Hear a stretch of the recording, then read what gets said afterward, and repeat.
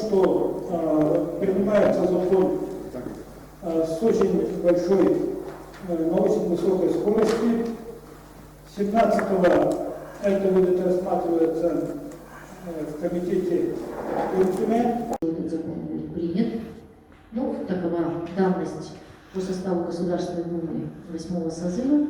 Вместе с тем у нас с вами есть возможность все-таки внести необходимые поправки, уточняющие важные предложения и дополнения к данному законопроекту. Как известно, юристы особенно хорошо это знают, дьявол находится в мелочах, и даже отдельное предложение может существенно изменить ситуацию. Поэтому из понимания тенденции общей к принятию этого закона, все-таки, конечно, совершенно правильно в документе, который Иван Иванович подготовил, написано, что нельзя сидеть просто и проклинать новый проект, сидеть сложа руки, а все-таки надо объединиться и постараться внести. Поэтому исключительно важно для меня сегодня выслушать ваше мнение, получить затем предложение, как мы, Иван Иванович, с вами отрабатывали по законопроекту о публичной власти, постараться внести эти поправки. Я, пользуясь случаем, хочу выразить признательность Общественному совету и Ивану Ивановичу Шамаеву за работу, которую мы совместно провели, когда обсуждался и готовился к принятию законопроект о публичной власти в Российской Федерации.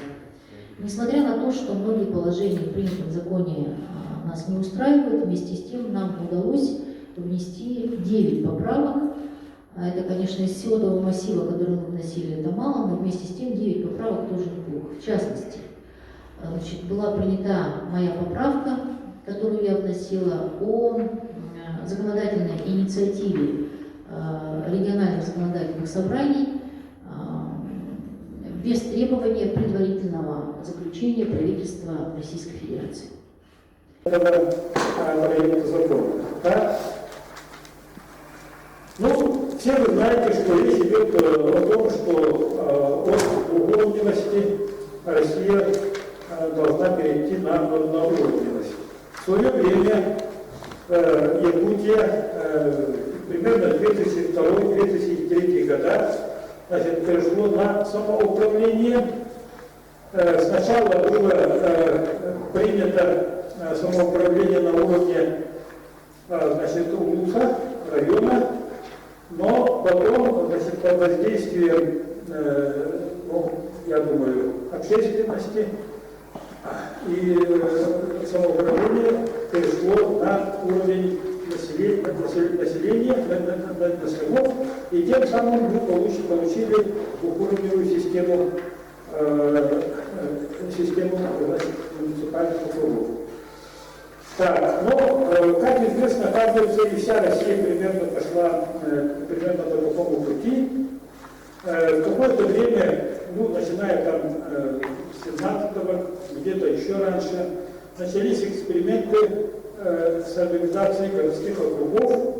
Так, и вот на базе вот этих некоторых экспериментов предлагается проект этого закона. Вот для нас, для Якутии, это, естественно, очень имеет значение негативное, потому что на снегах у нас очень большие расстояния, большие площади. Вот, с районного центра добираться до снегов иногда очень далеко и так далее, это мы все знаем, и поэтому самостоятельность на снегов это очень важный момент в нашей жизни. Да? Ну, вот я свои, это не только мои мысли, это вы видите, что это предложение телевидения, предложение экспертов, вот, еще, кого-то, и это я распространил, повторять этот текст я не буду. Сегодня давайте мы обсудим, будем, об этом говорить. Сразу же я хочу, предложение можно в письменном виде, конечно, можно высказать, да, но тут у нас это записывается, но потом от него надо... Сейчас мы должны работать на очень высоких скоростях, и поэтому нам было бы желательно получить прямо сразу же предложение, написанное на бумаге, там с ошибочками в юридическом отношении, в грамматическом тем более, этого не надо, значит, бояться. Но предложение в бумажном виде у нас, значит, как говорится, А4 есть. Так, и самое главное сейчас это предложение. Так, ну, сразу я хочу передать микрофон депутату Государственной Думы Сардане Владимировне Арсентьевой. Добрый день, уважаемые коллеги. Не будучи уже на муниципальной должности, я продолжаю вас называть коллегами, поскольку мы все с вами все равно работаем на земле, работаем для людей, работаем в городах и селах. Я прилетела в город Якутск, на свою родину, в Якутию, в первую рабочую неделю этого года, поскольку очень важные законопроекты готовятся к рассмотрению, и один из них сегодня рассматривается на этом круглом столе. Этот законопроект меня очень беспокоит, поскольку есть многие положения, которые непонятно для меня, как будут реализовываться непосредственно на земле, и в особенности в таких уникальных субъектах, как наша с вами республика. Несмотря на то, что в законопроекте отдельно обговаривается, и мы с Павлом Валерьевичем предварительно в новогодние праздники это обсуждали, есть оговорка про территории крайнего севера, арктическую зону, значит, и другие отдаленные районы, в которых могут применяться другие положения. Вместе с тем для меня непонятно, почему они привязаны именно к вопросу завоза. Хотя, в принципе, значит, эти территории определены нормативными актами правительства Российской Федерации, ну и так далее. Конечно, вопросы выборности. Сегодня я имела встречу в администрации главы республики. Позиция там такая, что укрупнение муниципальных образований приведет к большей управляемости территории. Ну, мы с вами эту позицию слышали, мы ее, ну, не то чтобы понимаем, сколько воспринимаем, с какой точки зрения это делается и почему это делается. Есть, наверное, свои положительные резоны. Очевидно, будем прагматичны, будем рациональны. Парламентским большинством, скорее всего, этот закон будет принят. Ну, такова давность по составу Государственной Думы 8-го созыва. Вместе с тем, у нас с вами есть возможность все-таки внести необходимые поправки, уточняющие важные предложения и дополнения к данному законопроекту. Как известно, юристы особенно хорошо это знают, дьявол кроется в мелочах, и даже отдельное предложение может существенно изменить ситуацию. Поэтому из понимания тенденции общей к принятию этого закона, все-таки, конечно, совершенно правильно в документе, который Иван Иванович подготовил, написано, что нельзя сидеть просто и проклинать новый проект, сидеть сложа руки, а все-таки надо объединиться и постараться внести. Поэтому исключительно важно для меня сегодня выслушать ваше мнение, получить затем предложение, как мы, Иван Иванович, с вами отрабатывали по законопроекту о публичной власти, значит, постараться внести эти поправки. Я, пользуясь случаем, хочу выразить признательность Общественному совету и Ивану Ивановичу Шамаеву за работу, которую мы совместно провели, когда обсуждался и готовился к принятию законопроект о публичной власти Российской Федерации. Несмотря на то, что многие положения в принятом законе нас не устраивают, вместе с тем нам удалось внести 9 поправок. Это, конечно, из всего того массива, который мы вносили, это мало, но вместе с тем 9 поправок тоже неплохо. В частности, значит, была принята моя поправка, которую я вносила о законодательной инициативе региональных законодательных собраний без требования предварительного заключения правительства Российской Федерации. И это, в принципе, важная поправка, которая была учтена. Вот здесь у нас за столом вместе с нами наши законодатели республики, которые понимают, что такое законодательная инициатива Государственного собрания УТМ, если на нее требуется заключение, без него двигаться дальше не будет. Смысл вообще теряется. Поэтому есть у нас положительные примеры, когда наши поправки принимались, поэтому очень надеюсь на плодотворную работу. Долго говорить не буду, я пришла сюда слушать вас, а не говорить. И с разрешения Ивана Ивановича в 18 часов я вас покину, но вместе с тем я всегда остаюсь на связи, и все предложения, которые я не успею выслушать или принять во время своего присутствия, через Ивана Ивановича мне переходить. Спасибо.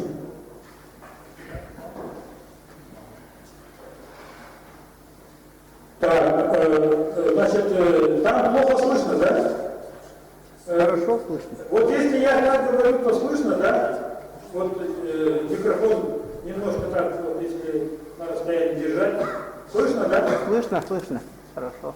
Так, вот плохо снять так, на дистанции. Вообще, я предлагаю, значит, держать немножко далеко и говорить громко. Может быть, в этом случае будет лучше. Так, я, значит, даю микрофон Егорову Альберту Захаровичу. Готовится Шермяков Сергей Евгеньевич. Добрый день, коллеги. Вот Сардана Владимировна отметила, что администрация президента республики ставит на управление. Это решение вопросов местного назначения на места. Вот, поэтому я считаю, что вот у нас спор идет, после Нового года идет обсуждение активное, да, спор идет, на каком уровне вести муниципального округа, либо это муниципальные районы превращаются в муниципальные округа, либо мы там 2-3 поселка объединяются по историческим, скажем, традициям и создаются муниципальные округа. Здесь, конечно, вопрос есть такой, что закон, некоторые главы нового законопроекта вводятся в действие с 1 января 2023 года. Не идет опять же заблуждение, что переходный период большой, и за это время мы можем определиться. Вот как раз какие-то вещи мы можем упустить, потому что какие-то городские округа, какие-то отдаленные поселки хотят население само определиться и создать муниципальные округа. В этом случае инициатива населения должна поддерживаться. Есть процедуры, вот, на самом деле многие субъекты уже, некоторые уже эту работу начали в 2014 году, активно вот последние годы. Многие субъекты уже реформу муниципальную уже закончили. Пермский край, Ставропольский край уже давным-давно создали муниципальные округа, они уже на сегодняшний день готовы к введению этого закона. А мы можем упустить. Но 131 закон на самом деле уже разрешает создавать муниципальные округа. Допустим, теоретически, если с завтрашнего дня, пользуясь правом, который предоставляет 131 закон, действующий, они будут создавать муниципальные округа, то вопрос станет, в этом году они должны принять решение соответствующее, либо это будет местный референдум, а на районном уровне это решение депутатов. Потом это организация выборов на местах, то есть создание органов муниципального округа, это выборы главы представительного органа. После этого регистрация нового муниципального образования в реестре муниципальных образований.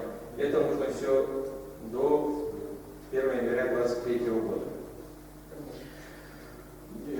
Если мы, скажем, муниципальное образование не воспользуется, то, скорее всего, скажем, с 1 января уже будет создание муниципальных округов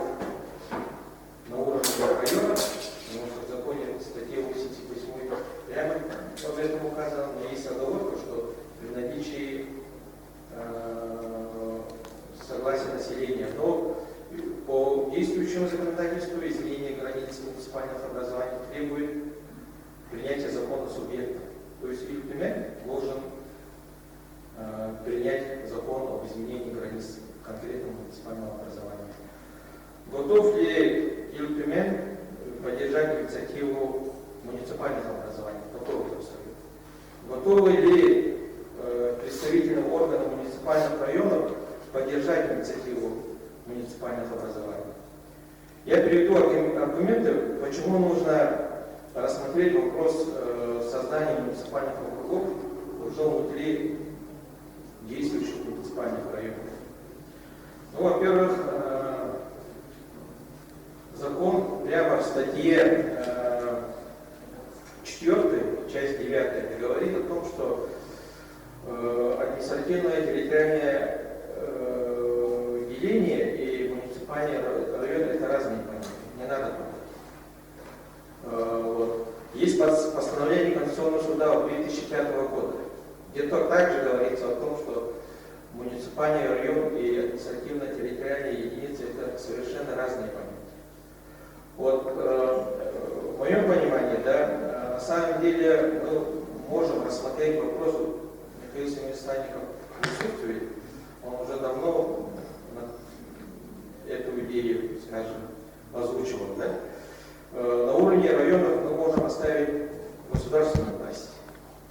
Потому что вот в законопроекте, это статья 32, часть 2, да, те полномочия, которые сегодня решает районы, это на самом деле передаваемые полномочия, которые может субъект оставить за государственными полномочиями. Это как раз контроль за территориями, управляемости территорий, это вот здравоохранение, образование, даже здравоохранение у нас к субъектам относится. Но очень много вопросов. Еще скажу аргумент против.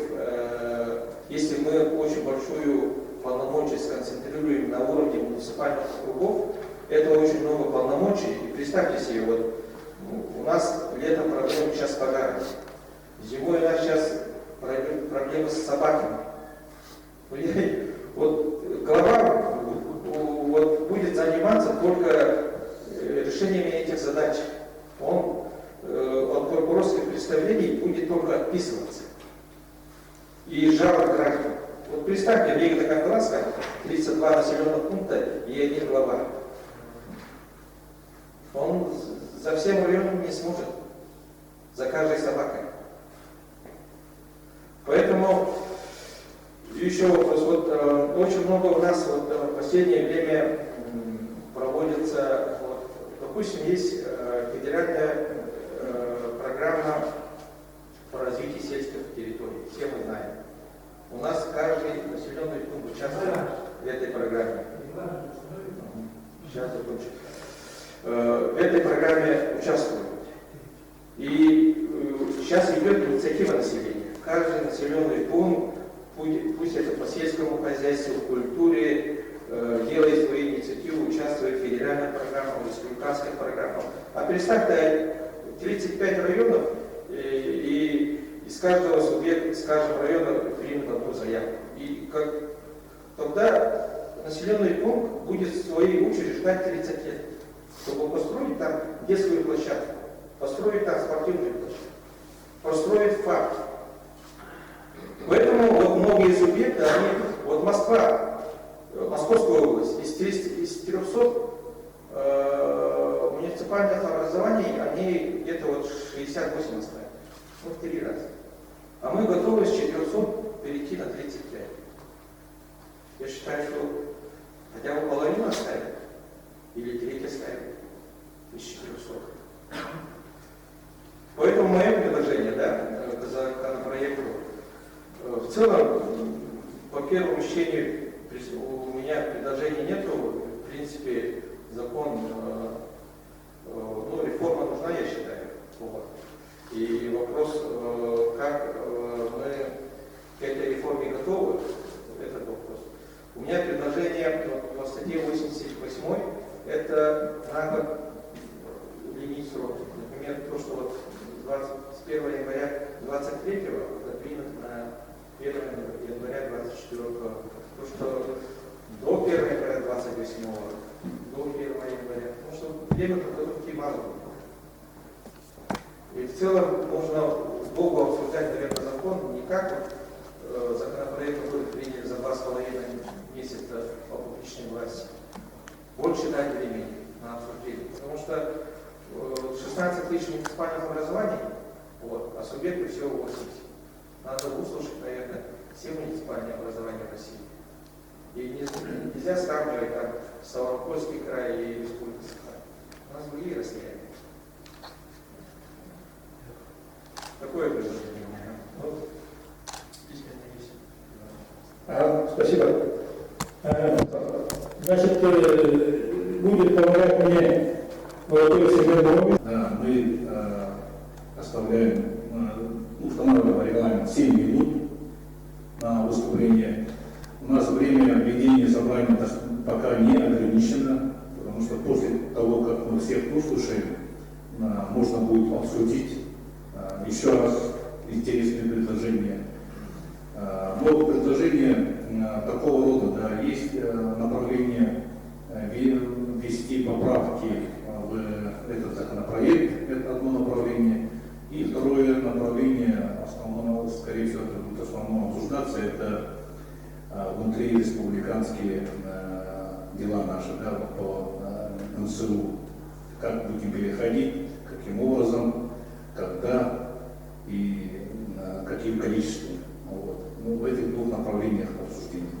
Поэтому просьба формулировать мысли сжато и четко, потому что секретаря нет, еще раз повторяю, мы записываем с Иваном Ивановичем сами. Администрация. Попытка отмены прямых выборов главы города депутатами городского совета и районного совета. Мы, в принципе, сейчас отбились на протяжении всех этих месяцев, отбивались. На публичных слушаниях 25 декабря горожане, жители города Арёгинска категорически высказались против этой инициативы большинством голосов на публичных слушаниях. Но у нас депутаты не останавливаются на этом. На тайной закрытой сессии они решили назначить новые публичные слушания, которые мы сейчас пытаемся оспорить, и судебные тяжбы, и заявления жителей в прокуратуру подали. В общем, Арёгинск уже с этим... Я уже 9-й год, да? До этого был главой маленького поселения Жархан. Так что я могу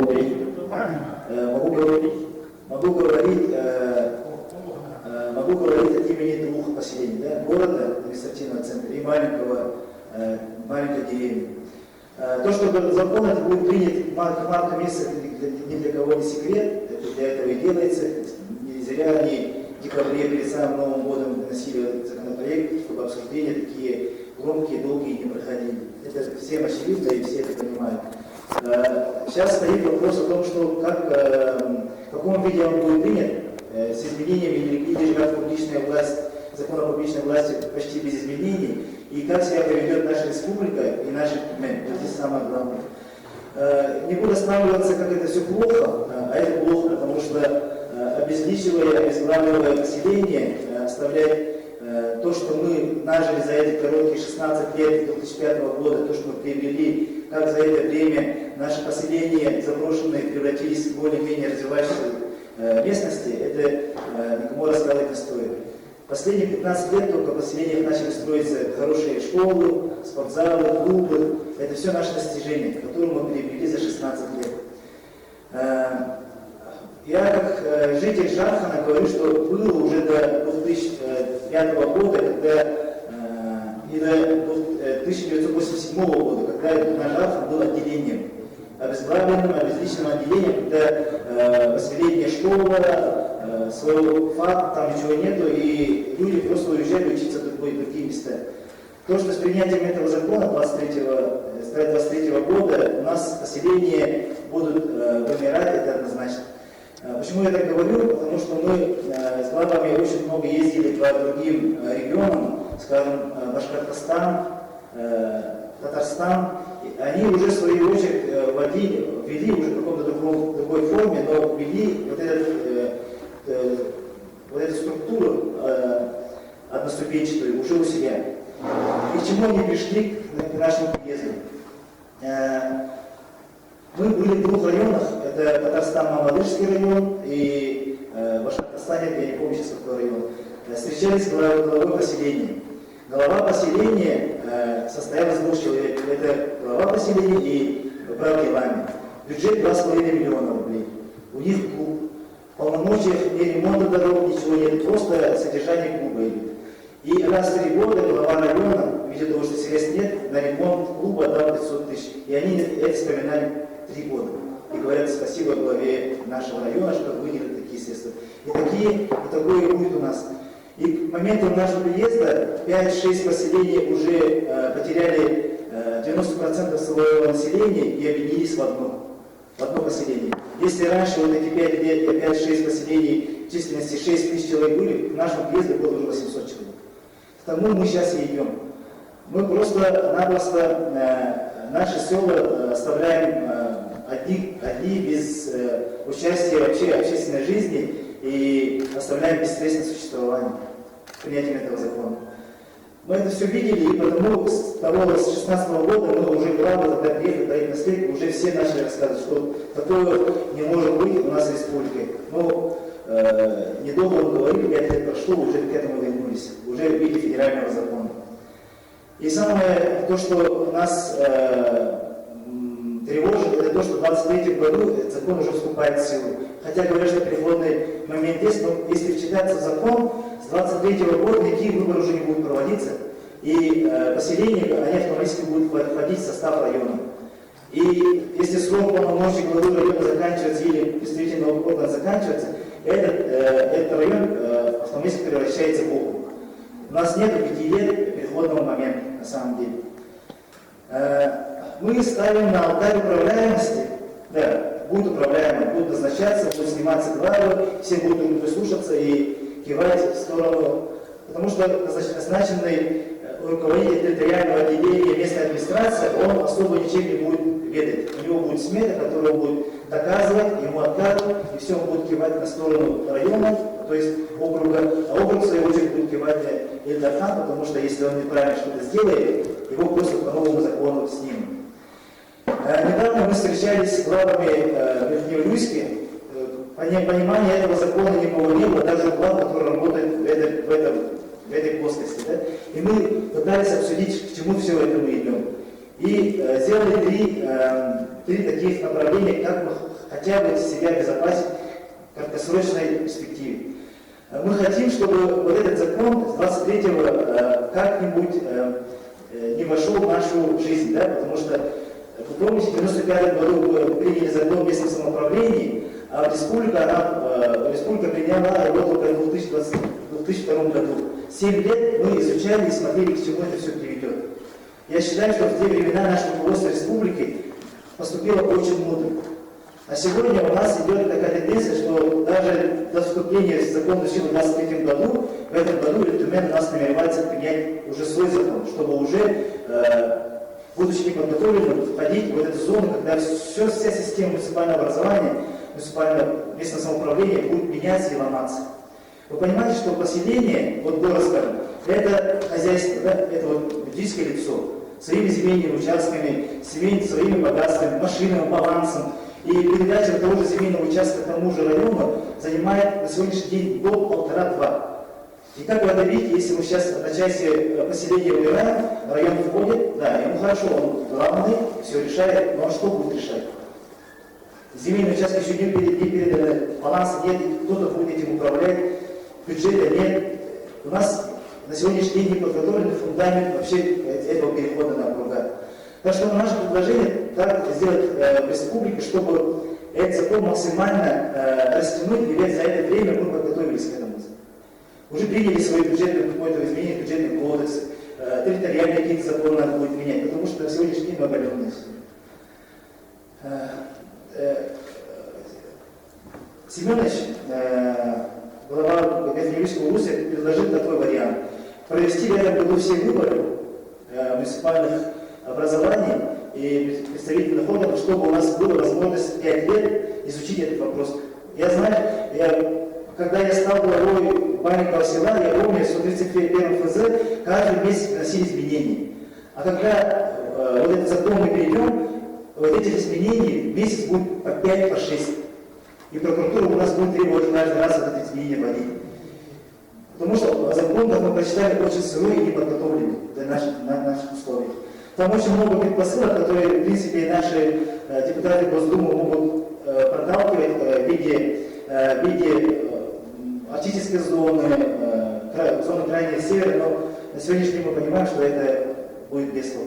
Друзья мои, давайте сейчас объединим наши усилия и на алтарь качества жизни наших людей не будем ставить управляемость. Вот это мой призыв. Да? Депутат, сейчас на краю была, я понимаю, что стоит депутат Кельтумена. И давайте обсуждать, уже сидеть с народом, уже обсуждать, потому что до населения еще не дошло. Что предстоит им жить, какие изменения будут, куда они будут ходить, обращаться, как они будут поступать, где они будут деньги просить. И вот это до народа еще не дошло. И как наш село Игоржа, который 9 месяцев только проходимости приезжает на поселение, как они будут управляться, как они будут работать вообще.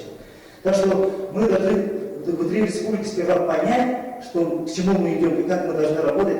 После этого только вводить действие этого закона в нашу республику. Спасибо за внимание. Из числа горожан вышла с инициативой на городской совет депутатов о проведении референдума о создании городского округа города Алепинск. Объясню почему. Все-таки у нас есть в республике исторические города, это вот Алепинск, Нюрбай, Вилюйск, Среднеколымск. Это города, которые хранят не только историю свою, но и историю вообще становления нашей республики. И просто взять и обезличить такие исторические города, слив это в один муниципальный округ категорически нельзя. И мы сейчас уже начинаем, как было предложение о создании городского округа. Я надеюсь, уверен, что главы других городов республики тоже поддержат эту идею и начнут тоже вот это преобразование с муниципального образования на городской округ. Также я буду говорить именно про Алепинский район. В Алепинском районе 23 муниципальных образования, порядка 50 населенных пунктов. И сегодня, буквально час назад, закончилось совещание глав Алепинского района, в котором принято решение, что если все-таки мы приходим к этому закону, и Алепинский район просто-навсего разделится на порядка 7 муниципальных округов. Потому что у нас исторически уже есть примеры, когда и Южный Куст был Токинским районом, отсоединялся от Алепинского района. Мы придем к этому. И мое предложение, я вижу, депутаты Тумена сидят, при рассмотрении этого закона уже сейчас, как мне кажется, необходимо собраться не в скопе со всеми районами, с главами районов в один день, в одно время, а сделать хорошие рабочие комиссии, собраться отдельно с каждым районом, потому что каждый район нашей республики уникален, и каждому району нужно подходить совсем с другой точки зрения, изучив особенности, изучить то, как исторически сложились населенные пункты в этих районах. Поэтому мое предложение будет такое: собраться районами, пригласить всех глав и четко это обсудить. Потому что сейчас, если мы приходим к тому, что мы образовываем, допустим, в Алепинском районе до порядка 7 муниципальных округов, и городского округа города Алепинск, то не совсем понятно, что станет тогда с администрацией района. Тогда, получается, муниципального района уже не будет, как эта вся структура будет. Я думаю, поэтому прошу вот эти вот расширенные заседания с Туменом, с представителями глав поселений, с представителями глав района сделать. Нас не так много, поэтому недельку хорошо, плотно поработать и какое-то решение совместное выработать. Спасибо. Не заключается. Мы все знаем, когда был принят 131 закон, дебат был одноуровневый на основе, на уровне населения. Потом как бы они почувствовали, что тяжело во всех этих губерниях, областях, краях, республиках создавать последние и законодательные плоды. Придумали муниципальный район. Вот мы на этом плоскости находимся, и вдруг отказались от этого закона и переходят вот в закон, который мы обсуждаем сегодня. Поэтому, ну, то, что принимает совершенно другой закон, и по содержанию можно считать без привлечения, что самоуправление за эти годы в Российской Федерации не состоялось.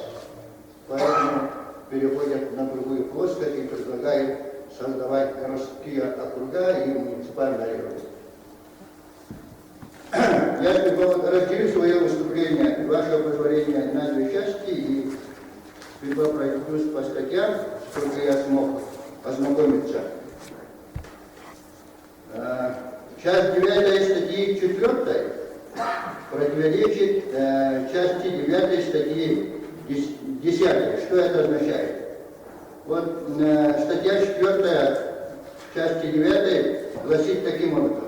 Муниципальное образование является административной территориальной единицей. А статья 10 первой части говорит, что территория субъекта Российской Федерации разграничивается между муниципальными и городскими округами. Но это касается чисто наших субъектов республик. Поэтому здесь явное противоречие. Вот законодатель, когда будет принимать в первом чтении, должен уделить на это внимание. По преобразованию муниципальных образований статья 12. Тут тоже дается много полномочий, но как будет преобразовываться, что 91 был там механизм, а здесь нет, просто пишут, что могут преобразовываться. Как будут создаваться городские округа, муниципальные районы в законе, проекте закона конкретно нет ничего. Статья 14. Структура органов местного самоуправления, по наименованиям ссылку дают на традицию, историческую традицию. Вот мы этим можем воспользоваться и при наименовании муниципальных и городских округов в этом воспользоваться и как бы себя обозначить, что мы национальная республика. Статья 15, часть 6. Вот в этом наши студенты, законодатель нашей республики должен работать, на мой взгляд. Думаю, что я не ошибаюсь. И тут говорится таким образом. Численность депутатов представительного органа, городского округа, муниципального округа определяется, надо написать, законом субъекта Российской Федерации. Они норму дают, вот, начиная от 1000 человек. Как бы вот два автора свои усилия не прилагали, они за всю Россию не могут видеть, как надо формировать городские округа и муниципальные округа, например, нашей республики. Поэтому вот этой нормы надо увести. Тут Российская Федерация, как законодатель, не должен норму указывать. Со скольки человек, сколько депутатов. Это должен быть прерогатива чисто субъектов Российской Федерации, в том числе Республики Саха-Якутия. Так, статья 19. Как бы они в этих 89 статьях ничего не говорится, что как соединяют они в этом законе публичную власть. Только одна статья говорит. И законодатель, авторы говорят, что это наверное. Они в своем проекте предлагают, что глава может, в том числе там муниципальные выборы, представительные органы, и глава республики должен предлагать из нескольких человек главу республики. Но эта норма совершенно не нужна, на мой взгляд. Это чисто самоуправленческая структура. И почему глава республики должен, например, Алёкин предлагать кандидатуры из числа тех или иных граждан? Это, если самоуправление должен через муниципальный орган, представительный, или через прямые выборы должен избирать своих депутатов и председателя, допустим, и главу муниципального округа или городского округа. Поэтому я это не навел, да, это будет трагедия или комедия, одно из двух. Но навел-то никак не могу. Да. Статью 18 Сардана Владимировна предлагаю абсолютно исключить. В этих органах не должно быть никаких партийных фракций. Это чисто самоуправленческая структура, и тут партии не при чем. Могут выдвигать своих кандидатов от партии, но в представительном органе городского округа и муниципального округа не должно быть фракций. Это структура самоуправления, народная структура. Поэтому партию, я думаю, тут не надо пропускать. Независимо какая это партия. Парламентская или республиканская. Так.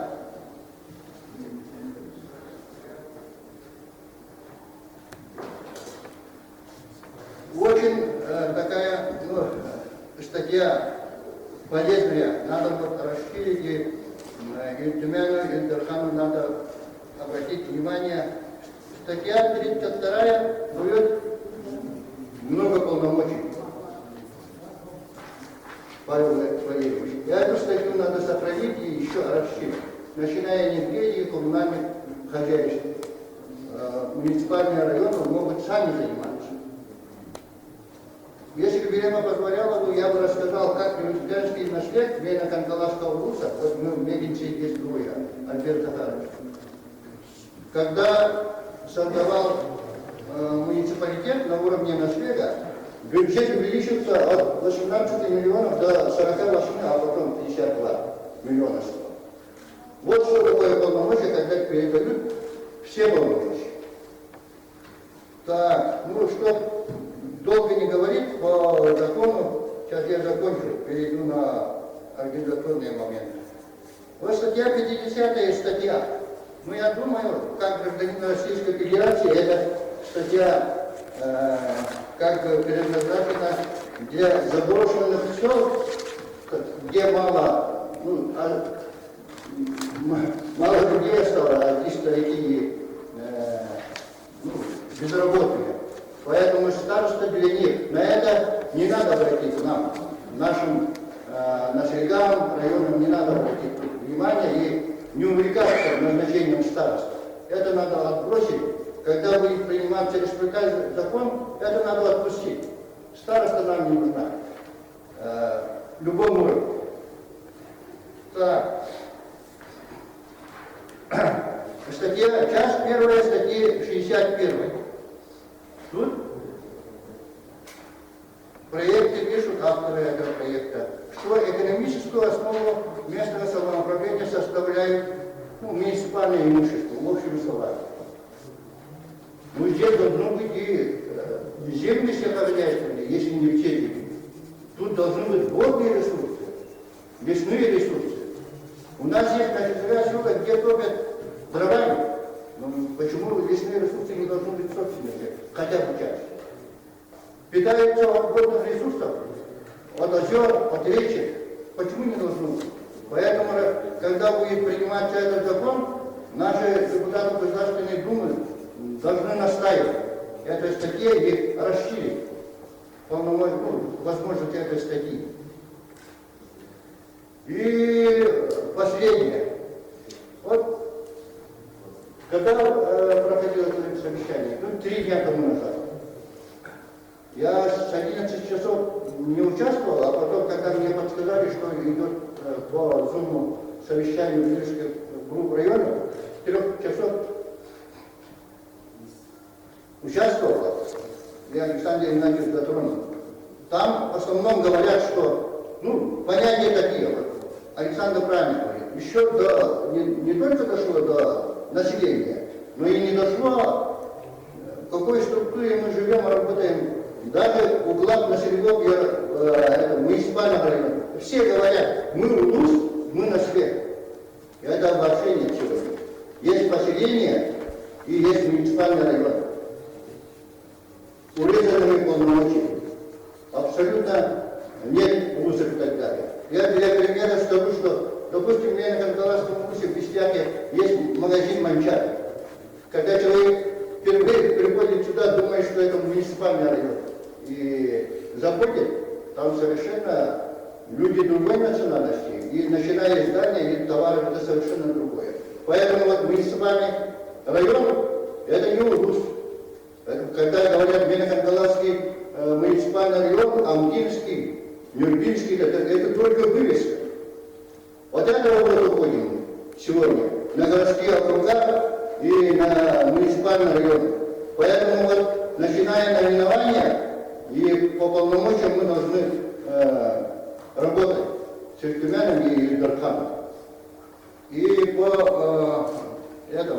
88-му, когда вот тоже на этом совещании говорили, что да, надо избираться срочно до января 2001 года и спокойно как бы существовать на тех должностях и на тех поселениях, районах и так далее. И этого нет. Это не допускает этот закон. Когда будет принят в первом квартале, когда, допустим, один из наследов проводит, вот как Владимир Семенович говорит, избирается, и начиная 1 января 23 года переходит уже на полномочия района. Поэтому это как бы самообман. Так нужно не говорить, наверное. Но это законодательство, вот проект не позволяет. И никто не должен думать, ни главы населенных поселения, что срок подошел, изберемся и до января 2028 года спокойно будем работать. 88-я статья, часть 2, пункт 3, не допускает этого. Поэтому надо самоорганизоваться и законом хорошо ознакомиться и на основе этого закона работать. Будет приниматься, как мы хотим или не хотим, этот закон будет работать. Я сегодня приветствую Алёкну, город Алёкна. Это начало, если даже один район перейдет простым языком, будет дробиться на городской округ, на муниципальный округ, это уже заставит руководство нашей республики принимать закон о государственном административном устройстве. И вынуждены будете вынуждать принимать закон республиканский, согласно Конституции. Согласно 45 статьи Республика Саха-Якутия будут создаваться государственные структуры. И они будут руководить, влиять, как органы государственной власти, на самоуправленческие структуры, городские округа. И свои предложения мы будем вносить на это. Все вопросы будут через них идти, координировать. И последнее, хотя вот регламент я нарушаю, это ясно, я понимаю, но перехожу на организационный момент. Мы не должны только вот уткнуться носом на проект, должны организоваться. И не надо ждать, когда вот Тюмень или Дархан будет этим заниматься. Вряд ли они этим займутся коллегиально. Что мы должны делать? Вот Алёха правильно поступает. Город Якутск. Мы должны как бы хотя бы на уровне птичьего полета всю республику должны как бы видеть на основе этого законодательства, этого проекта. По Якутску что должны делать? Посчитать плотность населения согласно этого закона и отпустить на свободу, на кататься, Тулагина, Магар и так далее, и так далее. Мы этим должны заниматься. Вот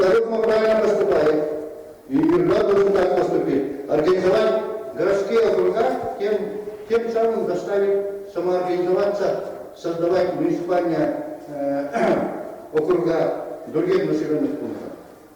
Я скажу, что мы этим добиваемся. И этот процесс должен дойти до Ленина. Ленин должен сидеть только на своей территории городской. Город Ленинск, город Минный. Все города должны перейти на городские округа. Этим что мы добьемся? Целостность Республики Саха-Якутия.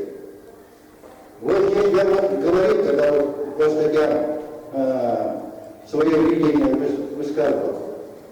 По преобразованию ничего не говорят, но если мы, как вот в Брюсской группе и как законодатель говорит, один вуз, один муниципальный район перейдет целиком только на одну структуру, и по преобразованию будут приниматься другие дополнения, изменения, и что станет этой штукой, мы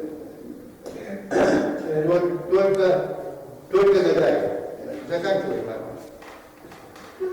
Мы должны сперва внимание уделить арктической улице. В конце я скажу, самая статья такая, грозная статья, 84-я. Этот закон, вот, у меня подходили люди и звонили мне. Вот выступающие, вот уже 4-е или 5-е мое выступление к на уровне. Они говорят, вот этот закон лучше, чем 131. Чем лучше? Говорят, многие полномочия. Каждой главе по 8, по 10, по 12 полномочий субъектами. Но 84-й статьей они отсекают напрочь вот то, что они дают. Даже они говорят, записали в законе, они говорят, что для субъекта Российской Федерации могут приниматься законы Российской Федерации. Российской Федерации. И по другим вопросам тоже. По арктическому вузу они могут отсечь одним законом и сказать, что кроме этого закона будет другой закон принят Российской Федерации. И там будет принимать участие Республика Саха-Якутия или нет, еще под вопросом. Заканчиваюсь.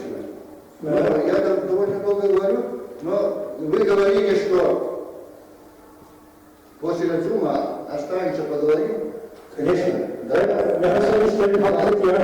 Я расскажу свои мысли. Конечно. Спасибо. Так, давайте так сделаем, что там Осетия, Владимир уходит, так, и поэтому скоро будем ходить, и я думаю, несколько вопросов или можно задать, мы не должны завершать эту пресс-конференцию, так, но тем не менее, значит, мы должны максимально использовать присутствие депутатов Государственной Думы. У меня первый вопрос такой. Как вы считаете, Светлана Владимировна, насколько является реальным образование государственной власти, но насколько это реализуемо и насколько это вот наши, так сказать, вышестоящие начальники могут воспринять вот такую идею?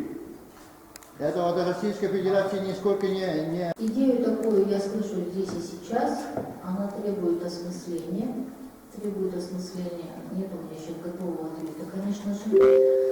Но я думаю, что любые формы, которые будут помогать городам и селам реально развиваться, имеют право на обсуждение и рассмотрение. Вместе с тем мы сейчас с вами рассматриваем и обсуждаем законопроект об местном самоуправлении. Именно о местном самоуправлении.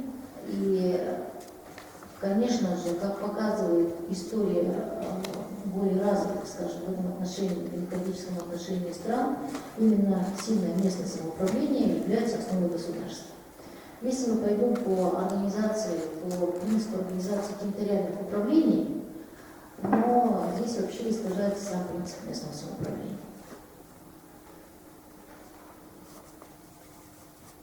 Вот. Поэтому теоретически я полагаю, что для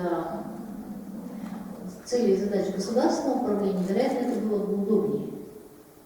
Вероятно, это было бы удобнее. И может быть, если я правильно понимаю исконный смысл вообще вопроса, может быть, надо называть вещи своими именами.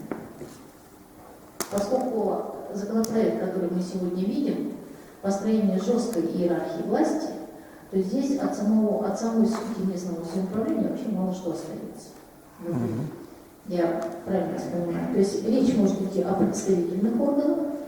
Вместе с тем, как правильно заметили во время обсуждения, количество депутатов представительных органов вряд ли стоит регламентировать федеральным законом, поскольку могут быть свои особенности и так далее. И вот здесь, если мы видим по численности, там 25 человек на города свыше 500. Да, поэтому здесь склонно согласиться. Поэтому вопрос носит глубокий, я сказала бы, теоретический характер. Если мы соглашаемся с вами на то, что можно говорить о внедрении территориальных органов государственного управления на территории муниципальных районов, образования, кругов, называйте как хотите, да, то это, в принципе, вообще зачем вы тогда все эти страницы рассматриваете. И второе, не относящееся к вашему вопросу, Иван Иванович, да, по организации городских округов. Мысль здравая в плане тех задач, которые мы перед собой ставим, сохранения, да, как таковых, но мы должны понимать, что городские округа автоматически выпадают из всех программ поддержки как сельских территорий, так и программ поддержки жителей сельских территорий. Это большая проблема, например, для городского округа города Якутск, где жители Хакасов, села пригородные и других сел не могут войти в определенные программы и пользоваться мерами государственной поддержки. И данный вопрос я задавала на одном из пленарных заседаний министру сельского хозяйства, где получила безапелляционный ответ, что это не соответствует действительности и вообще все нормально. Но мы с вами знаем, что это не так, поэтому когда будете на уровне республики рассматривать и на уровне муниципалитетов отдельных рассматривать создание вопросов городских округов, прошу, коллеги, вот этот момент внимания. Будьте очень аккуратны. И здесь не только дело в плотности населения, сколько вот именно во вхождении в разные программы. Так, Павел Ильич? Если мы будем создавать на уровне районов муниципальные округа, на уровне районов муниципальных, никаких там твердых покрытий, там ничего нету, ни ровных, ни зимников, и так далее. Вот такой критерий вот муниципального округа, здесь я ни одного предложения в этом не услышал. В чем критерий муниципального округа? Там должно быть твердое покрытие. Исторически, понятно, исторически. Исторически вообще в республике было 4 округа. Царское время. Вилюйский, Колымский, Центральный. Дальше. Так было. В царское время. Посмотрите, да, историю. В чем критерий муниципального округа? Вот давайте отсюда печки танцевать. А потом начинаем, администрация была решила. Да, хорошо, вы будете 35 округов, и мне по барабану, я буду управлять. А если мы говорим о критериях, давайте это обсуждать.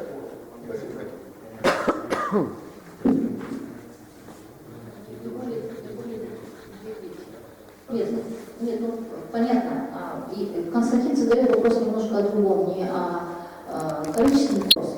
Поскольку здесь никаких нет требований, мы с вами можем сейчас вместо, условно говоря, 400 наследов создать 400 муниципальных образований и вполне себе сидеть и улыбаться. Закон позволяет это сделать. Тогда в чем простота управления? Да? То есть и эти задачи государства тоже не достигнут. Вот об этом Константин меня спрашивает. Весь смысл в том, что там идет крупнение, и вот именно переходный период муниципального образования Не об этом. Критерий должен быть у округа муниципального. Ну, Константин говорит, что... были в свое время, да? То сейчас я не вижу критериев для муниципального округа. Константин говорит о том, что если мы законодатели, инициаторы проекта стремятся к укрупнению и упрощению государственного управления, то должны быть критерии, чтобы не пошло дополнительного раздробления. Правильно? который не отвечает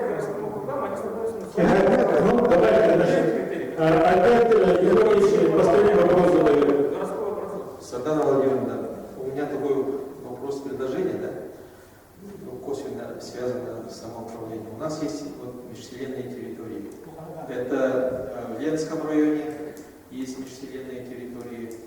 И здесь вот, сказал бы, для республики, наверное, выгодно в границах населенных пунктов отпускать Битим на Пелиду или Пелиду и Битим вместе, Ленск отдельно, потому что на межселенных территориях у нас добывающие компании.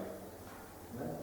И налоги республика собирала бы с этих вортовых поселков прямо в бюджет республики. На сегодняшний день механизм такой, они образуют профицит берет сперва, потом Минфин берет себе, потому что перевышающую часть в муниципальном районе Минфин республики должен забирать. Это принцип бюджетного законодательства. Вот интересует вопрос, вот у нас в этом году уже отчитались там рекордный объем добычи угля, рекордный объем добычи золота, газ 12 миллиардов кубов, если раньше республика 1,5 миллиарда добывала. Вот. Внутренний региональный продукт 1,5 триллиона 300. Вот вопрос, вот как депутат Государственной Думы, вы можете узнать, сколько все-таки с территории республики в целом бюджет фискальной политики государства собирает налогов? Платежей, я считаю, самый большой объем, наверное, экспортная пошлина на нефть. Мы 15 миллионов добываем. В принципе, можно посчитать. Потому что Силуанов говорит, что государство забирает в среднем 33%. Если 1,3 триллиона, то, наверное, с территории государства собирает 400 миллиардов. Мы себе оставляем вид налогов 150. Но население хочет узнать, сколько с территории республики в целом государство собирает налоговых платежей. Вот, с добывающих компаний, с Министерства финансов, с налоговой службы, как депутат Государственной Думы. У нас скрывается эта сумма. Мы хотим знать. От регистрации? Нет, я скажу, это заблуждение.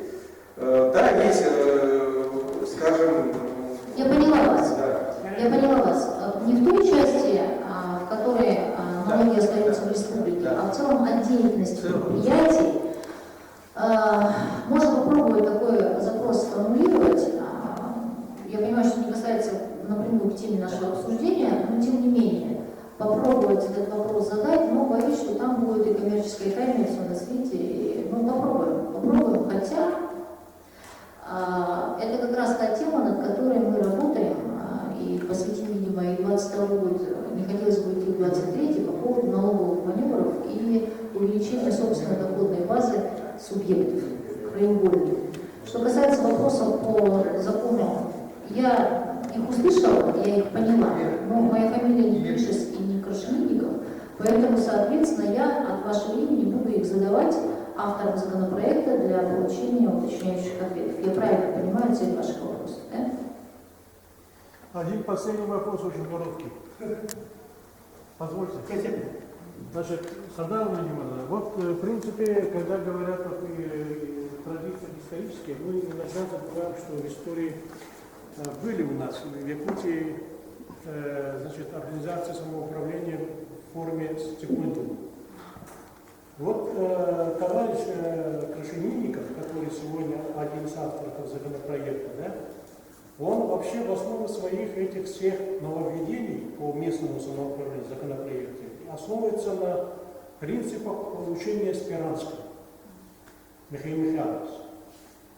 Если он продолжит, а мы знаем, что это и есть товарищи Клишес и Крашенинников, так называемые кремлевские юристы, не приведет ли дальше так называемое реформирование к тому, что у нас будет не округа на уровне улуса, а будет Якутский округ. К этой категории. Когда они на практике увидят, что наслега не могут найти общие понятия, перейдут на так называемое родовое право. Улусы будут на уровне народной управы, а республика станет округом. Вот надо бы узнать у товарища, какие перспективы по реформированию дальше муниципалитета. Спасибо. Никто нам с вами на этот вопрос прямо не ответил. Да, это понятно. И даже если они знают ответ на этот вопрос, значит, ответ будет отрицательным. Нет, что ли, что ли. Но вопрос можно задать? Вопрос задать можно, но он будет такой риторический, повесить воздухе. А нам ясно будет. Я предпочитаю задавать более-менее конкретные вопросы, но у меня будет, насколько я понимаю, предварительная встреча с Павлом Владимировичем по данному законопроекту. И в этой встрече я могу ему задать этот вопрос. Спасибо. Но если говорить серьезно, то мы, конечно, с вами находимся уже в 2022 году, который для нас год юбилей, столетие образования Якутской ССР. И вот эти все нововведения, конечно, нужно обсуждать, вот действительно, и Гаврил Ильич прав, с оглядкой на историю, хотя прямое приложение прошлых исторических событий на реальность сегодняшнего времени, это, конечно, штука неблагодарная и непрофессиональная. Вместе с тем, если вообще речь идет об укрупнении, упрощении, объединении и так далее, то я несколько месяцев назад писала об последствиях укрупнения субъектов Российской Федерации.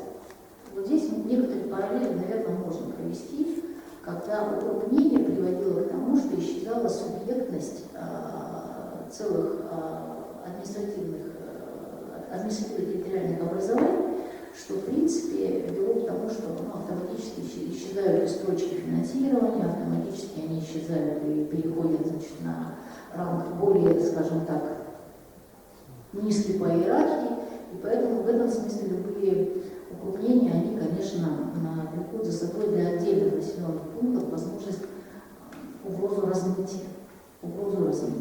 Ну и здесь, конечно, я бы еще вот коллегам своим главам муниципальных образований попросила обратить внимание и внести мне свои предложения, значит, вот я себе тут отмечала, по отстранению от должности. Обратили внимание на этот документ? И если раньше избранный глава муниципалитета мог быть отстранен в силу виновных действий, доказанных судом, либо же там нецелевого расходования федеральных средств и так далее, то теперь здесь написано очень мило.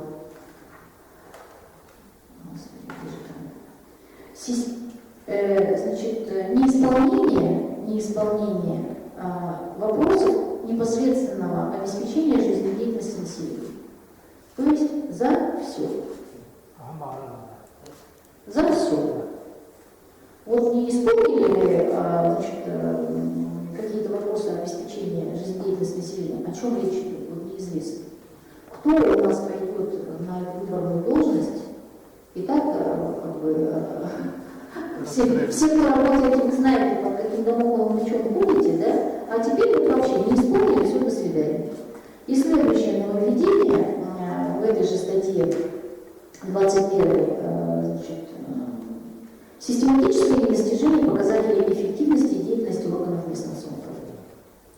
Друзья мои, вот по этому пункту сегодня можно отправить в отставку каждого главу муниципального образования. Согласны, коллеги?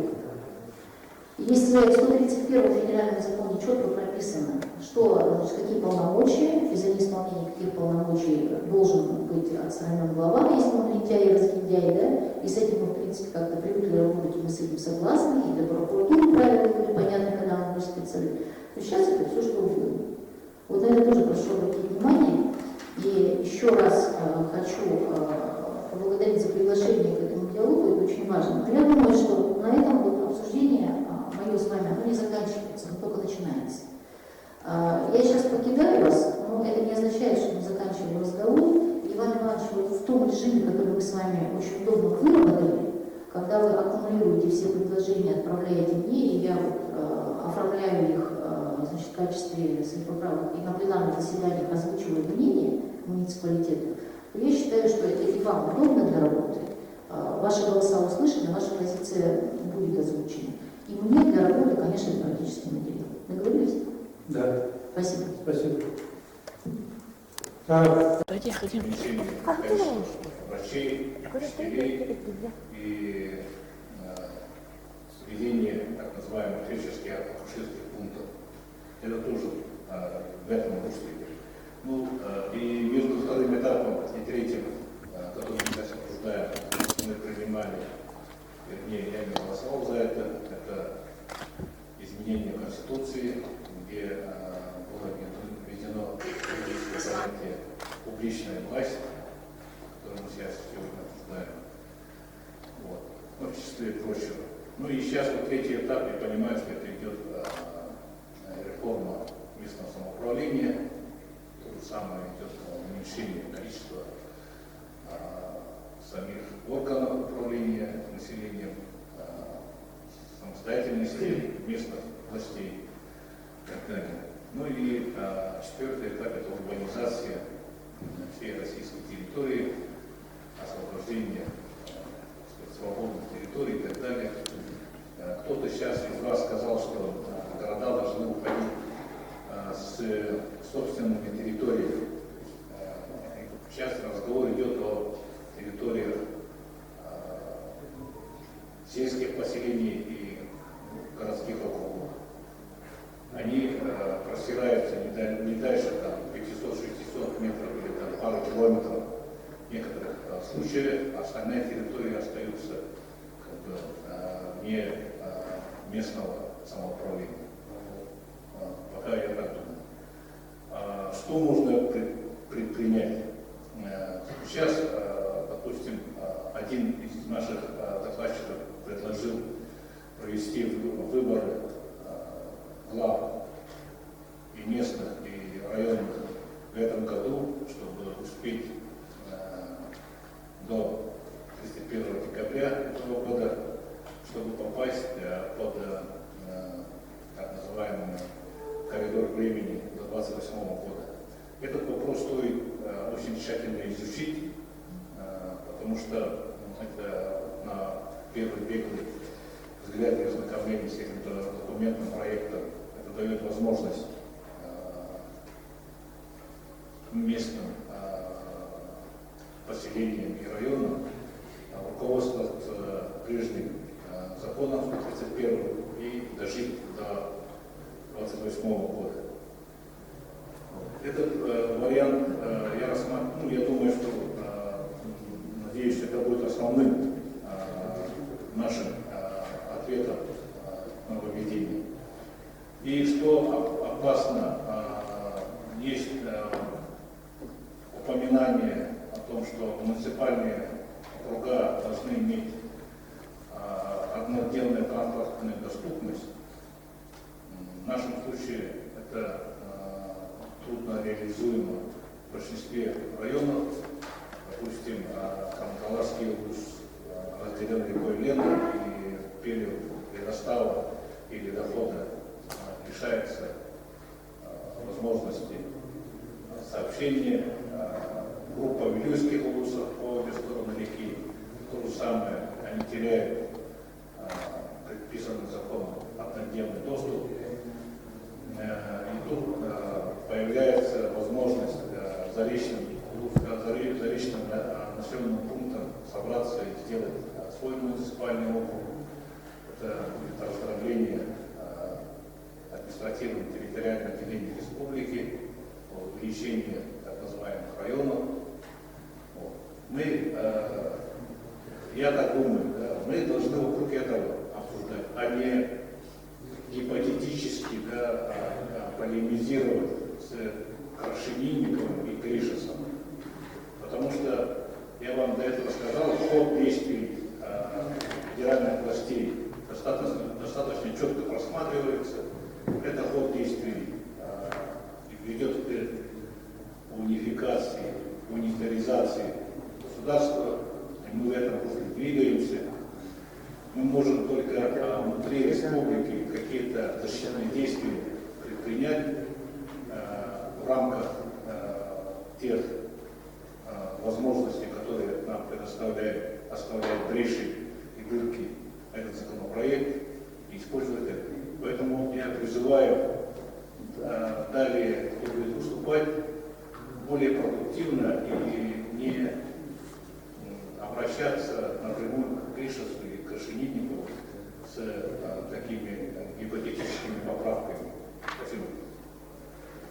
Губернатор Кузьмович визовал эксплуататов. Браво. Посмотрим, по этим автономным, по Ивановс, то было Линдон, республикатив системус Бараттан, Хеттон Брена, Тенебе Дулейк, Джамбулавут, он вот по Иванову, Луис Махамед Араус, Махамед Мест Будина, там Барат, Стюнер, Тенебе Бетикстивит, Ахаби, Кендута Джамбулавут, но по Югенге, по Соколону, Юлиге, Капитан Автономным, мен бұл амалдықтан кенарабын, еместелеген бағылабын, онда білеген бұл амалған қалдық әлі бұл бағылықта. Амар олықтың республика барыта электр бұл құрылы бұл гуен кетей ұғырабын. Даже перейду на русский язык, чтобы не нарушать данный момент. Все в республике сейчас с волнением и с переводом, следим за событиями данных обсуждений. И сейчас, много кто сейчас, честно говоря, не читал данный закон. И все в основном, там в законе имеет 10 страницы, и в основном следим за тем, кто их читал и кто их так толкует. И депутаты, я знаю, что Павел Ильич читал, и многие здесь в основном читали, и мы вам доверяем, и, конечно, мы читали, но пояснение там закон состоит из многих аспектов. И, в общем, сейчас я думаю, что вот общественность и сегодняшняя наша республиканская региональная власть сегодня сегодня таких представляет департамент СУ. И думаю, что мы должны сейчас услышать и сторону власти, думаю, и в конце, в итоге, не только сегодня, и в течение всего года, и сначала переходного периода, это 23-й год, чтобы уже принять самое верное решение, чтобы, конечно же, в итоге защитить интересы наших жителей. Сахалай Лесна, Кимскян, и Кутук, Амин, Халахту. Халықтан олшалды важны күндері бігіл күлуағын, олар бұл сұраққа переходный период команда ғырғалады. Полномочия органов местного самоуправления подчинения срок полномочий, который истек, переходный период, исполняется органами местного самоуправления соответствующих муниципальных районов. И когда эти фигурашкалы олар көтерейді олар кейуілді.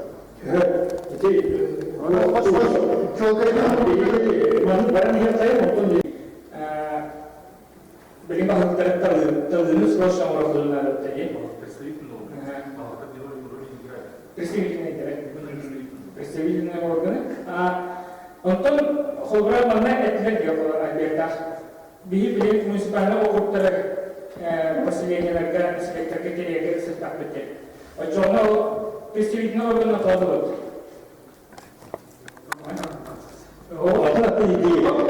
Холбырам кенен поселениялар представительный орган қалдықыны, онтон поселениялар муниципальный округтары кәсіқыны, одан кім болады өйдіңді Ханатын бұрғай болады өйдіңді Муниципального округа по 131 ОПЗ обязательно должны пройти через муниципальных районов.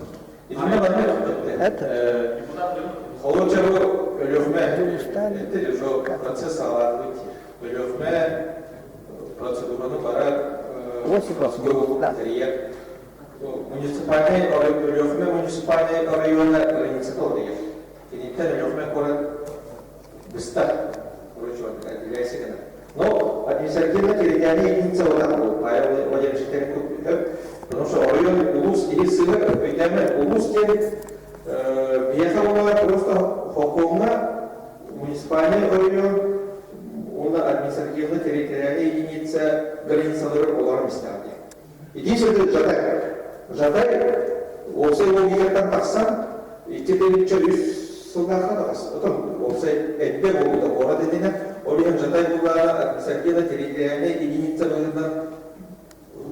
кейлі, только олары городской округ болын, бұстан ойдан аққа.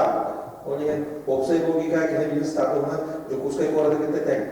Жокускай город был республика бюджета Туспатура, Шатай городской округ Туспатура. Как муниципальное образование, но никак административное. Да, никак административная территориальная единица. Он же был Лёхмый город.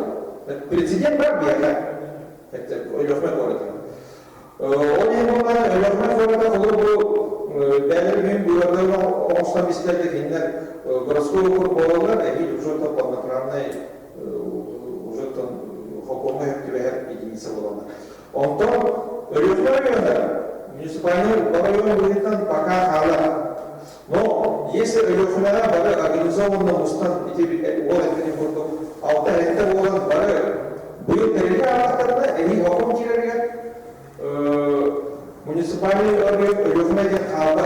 Соседтер болуынша бұл қамластар олауылы, кейдер ол администрация президенті тәрелі болдық олуғынан бары өткен қалдылар. Кейдер муниципальный район бөлігінен бүйбағы сылғады, үлелі олауды ағандағы сұрақтардан олтырақ әйеккеледі. Но Лёхмыйға уже государство туу терейді. Махалы канын бұл кеменді ол кейі уже управление образования там окружающей среды, ол управление уже напрямую управляет государство. И ты, мағынат, часто әдеттер полномочияны бермейді. Потому что мен әмінде. Бастан зарақта да қайда өрлегенде.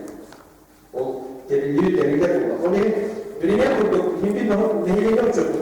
Үйәйімдер бағарақтан бір оқыттық. Радио болды қалында. Лёхмый бағарақ бей бұл. Қайтақты бей болмақты. Жанында 5 болды. Административный территориальный единица халық.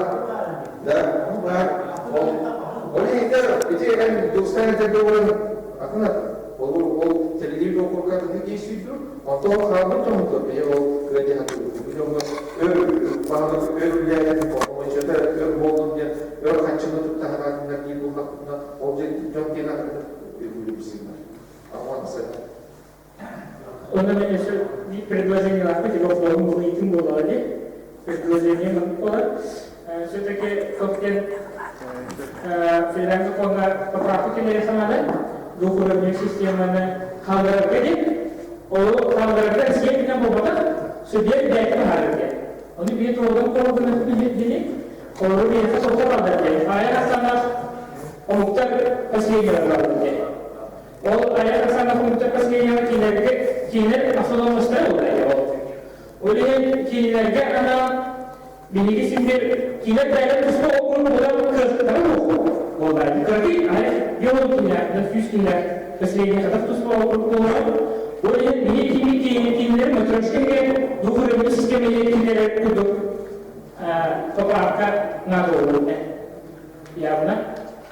Он мungkin kayak apa macam, как будто субъектами двухуровневой система халдер система тестовая. Тем более пути дали тебе, а я на странах, ну, означает, он там культурный молодой.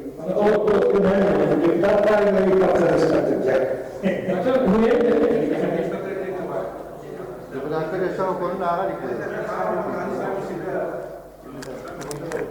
чтобы у нас появились городские округа и муниципальные округа на территории Урса, и за то, чтобы Урсы исчезли, я сказал так.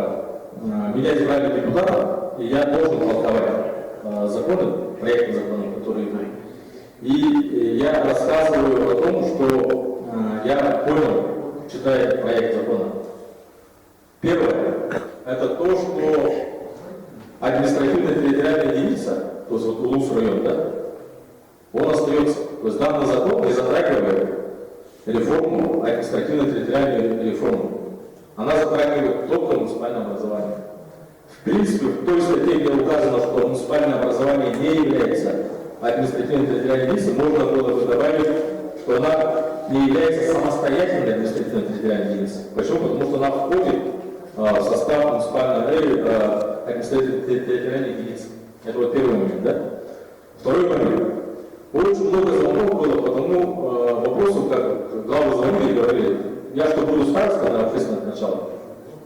Я всем говорю, ребята, значит, там староста есть и в старом законе 131 ФЗ, где указано, что на общественное начало, вот как это Михаил Степанович сказал, да?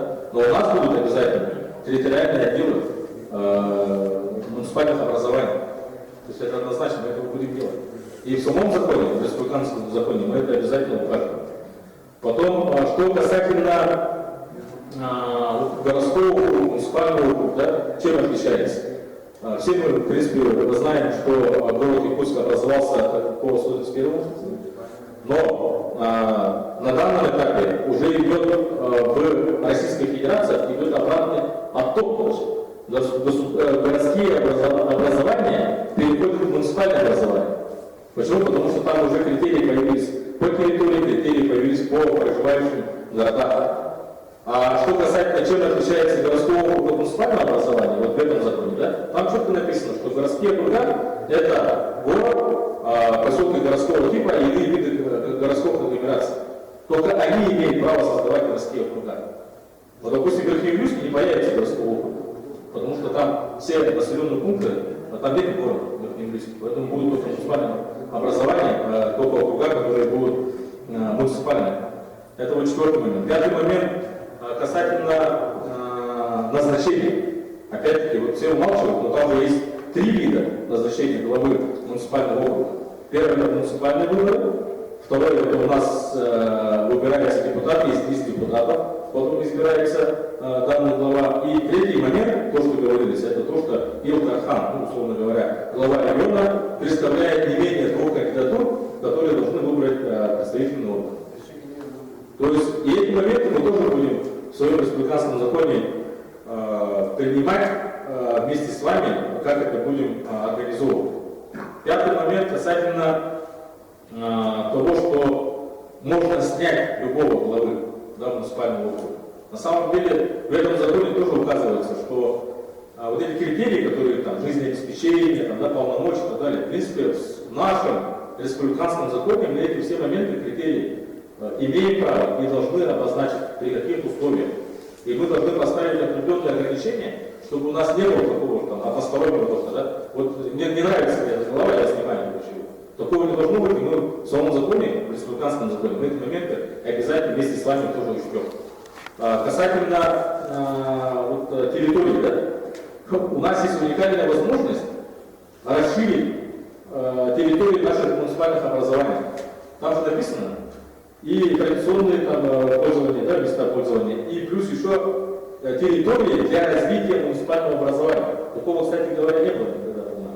И мы сейчас можем обозначить примерный рост наших населенных пунктов на 25 лет и затребовать, чтобы с федеральных территорий мы забрали, и лесной фонд забрали полностью, и в принципе, так как мы публичная власть, мы это можем в принципе организовать. Если этот закон примется, и мы обязательно будем делать так, чтобы наше муниципальное образование расширили свои территории для своего развития. Потом, касательно полномочий. Действительно, очень много полномочий дается и субъекту, и самим муниципальным округам. Здесь сразу возникает вопрос, а на какие деньги, да, содержать все это дело? Я вот, к сожалению, не нашел в этом проекте закона насчет сбалансированности бюджета. То есть, если, допустим, городской округ, условно говоря, Мюрга из муниципального района, да, создается городской округ, а остальные муниципальные образования, ну, муниципальные округа, которые будут создаваться, как они будут коррелироваться по бюджету в целом, по консолидированному, по сбалансированному бюджету. Вот этот момент, я думаю, как-то надо тоже понять, чтобы не было ущемлений. Да, бюджетный кодекс тут тоже надо посмотреть. Вот. Потом, завершая, я хотел бы сказать, что, коллеги, вот, есть какое-то мнение, да, что вот там депутаты на стороне и общество какое-то на стороне. Нет такого. Мы такие же люди, такие же граждане, как и вы, и, в принципе, Элтумен, по крайней мере, по крайней мере, да, всегда работал за всю историю, у нас тут есть депутаты других созывов, да, всегда работали в интересах нашего населения. И если даже мы вернемся, как мы тут говорили, 100 лет назад, да, 100 лет, даже если мы вернемся, то наше руководство всегда работает в интересах нашей республики. Поэтому я уверен, что мы должны здесь консолидироваться и работать над тем, чтобы не говорить категорично, да, вот не нравится мне закон, все, плохо, не будем его принимать. Если документ поддерживает, то они все предатели республики. Такого не должно быть. А какой уровень? Да. Муниципальные округа создавать? Вы все вокруг ходите? Вот. Скажите, где должен быть муниципальный округ? Вот подожди. На Удусе 5-6 космяков. Вот это скажите. Вот подожди. Подожди. Вот я сразу скажу. Три варианта есть, три варианта всегда есть. Три варианта. Я выступаю, не надо меня перебивать. Я спрашиваю. Я выступаю, не надо меня перебивать. Три варианта. Первый вариант, это по муниципальным аудусам. Мы это все знаем. Вот то, что... Второй вариант, это пустой вариант, то, что вы говорили. Пустой вариант, это если муниципальное образование сейчас на снега объединяется в муниципальный округ и создают свой муниципальный округ. Да. Принцип? Ребята, принцип географический, логистический, разные принципы есть. Вы хотите сказать, чтобы... А у любого закона есть принцип, у вас тоже... Исторические, там что-то написано, исторические. И будут при образовании округов будут решать представительные органы муниципальных образований. Представительные органы. Не вы будете решать, а сами депутаты муниципального округа, который будет создаваться, они будут решать, как они будут преобразовываться. И они не будут спрашивать у Константина, как мы будем делиться. Они будут решать. Представительный орган муниципального округа. Читайте закон. Там что-то написано. Статья преобразования.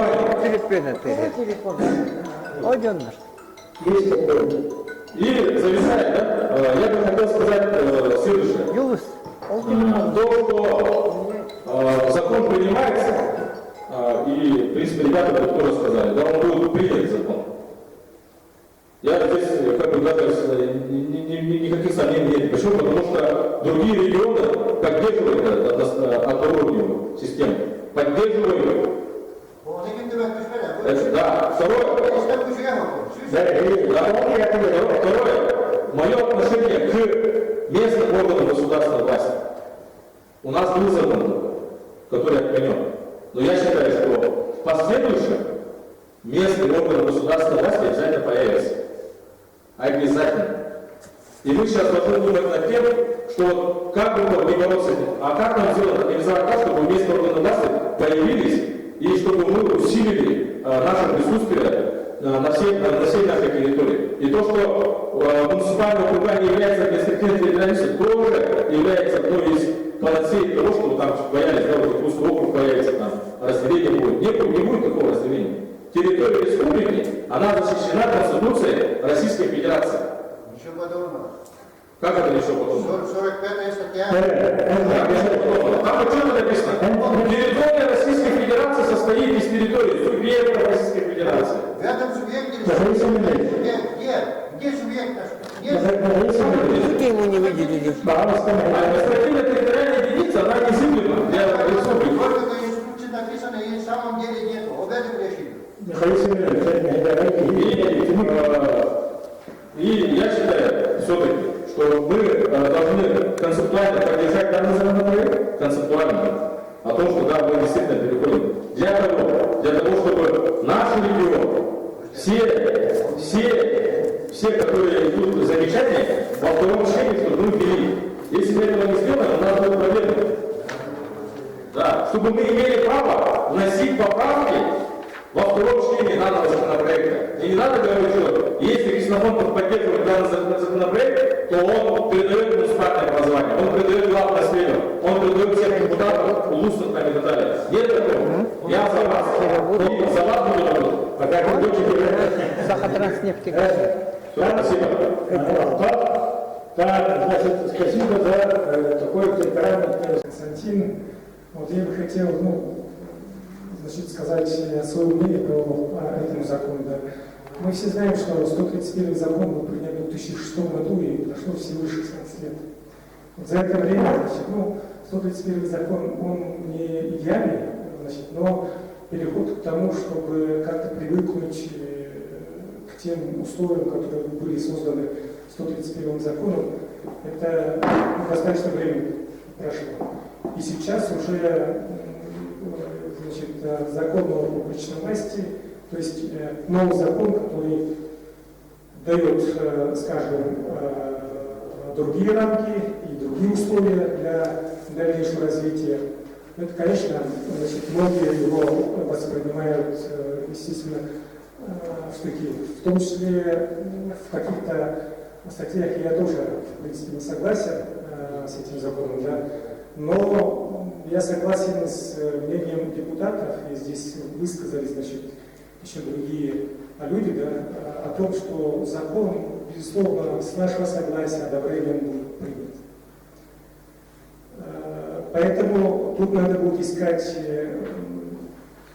где и как, значит, в каких статьях нужно будет оставить такие, скажем, возможности для принятия отдельных законов или там, нормативных актов субъективе парламента. Такие статьи не имеются, но их надо будет не полностью, чтобы федеральный закон уточнил, как нам жить, да? Но он дал просто каноны, а региональные законы они как-то расширили и, значит, обозначили внутренние порядки, потому что здесь правильно сказали, что условия жизни, скажем, в более теплых краях нашей страны и жизнь в Республике Сахалин это достаточно разные вещи. Вот. Ну и знаем, что многие законы направлены на то, чтобы лучше управлять чем-либо или кем-либо, или найти нового кого-то. Да?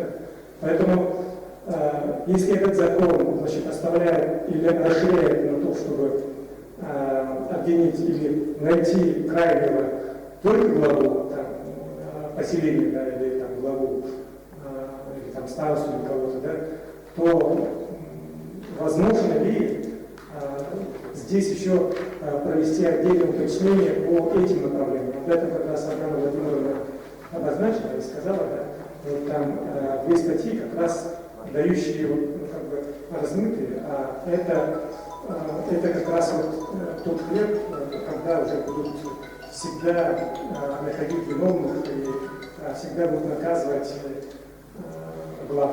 Поэтому здесь действительно нужно будет тщательным образом работать.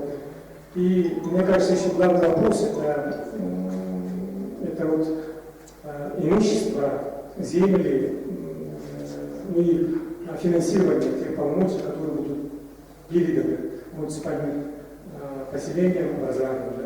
Вот здесь эти вопросы, да, вот, я думаю, что наш парламент над этим вопросом уже работает и примет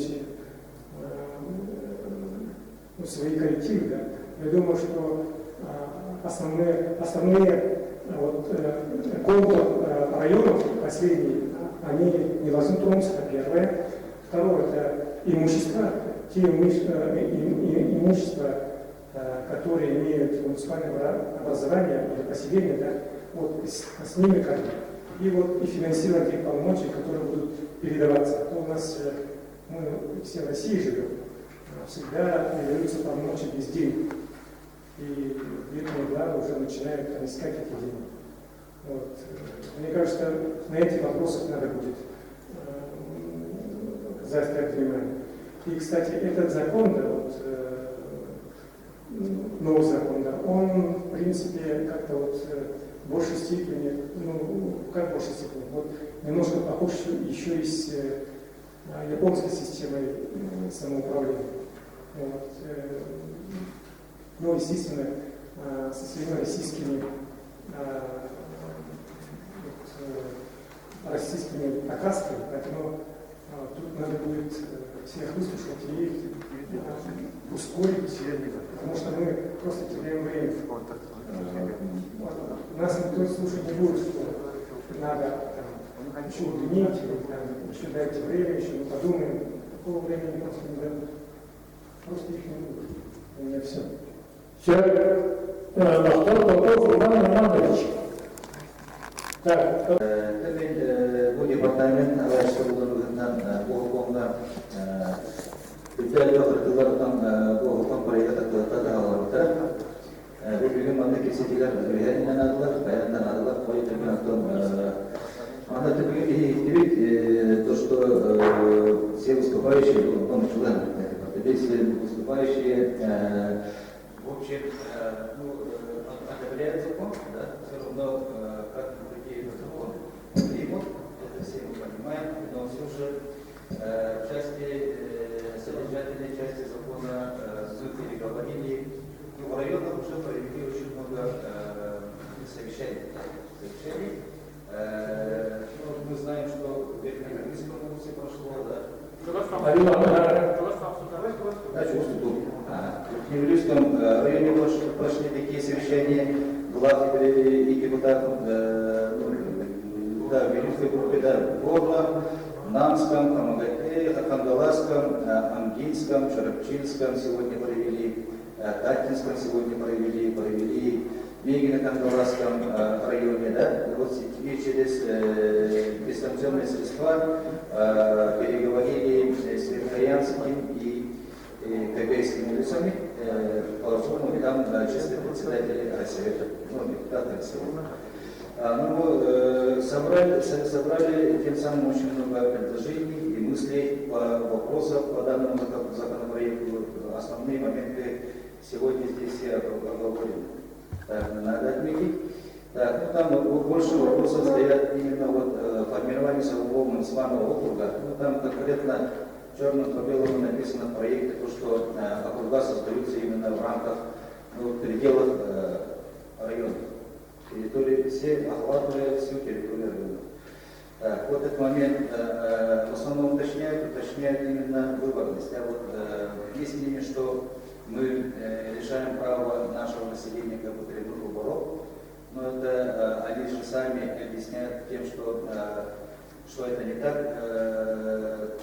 что например, сказали, да, коллеги сказали, что есть три на уровне округов будут избираться выбрать один из трех методов, способов, да, прямые выборы, из числа депутатов Совета и по назначению двух или более кандидатур в районе.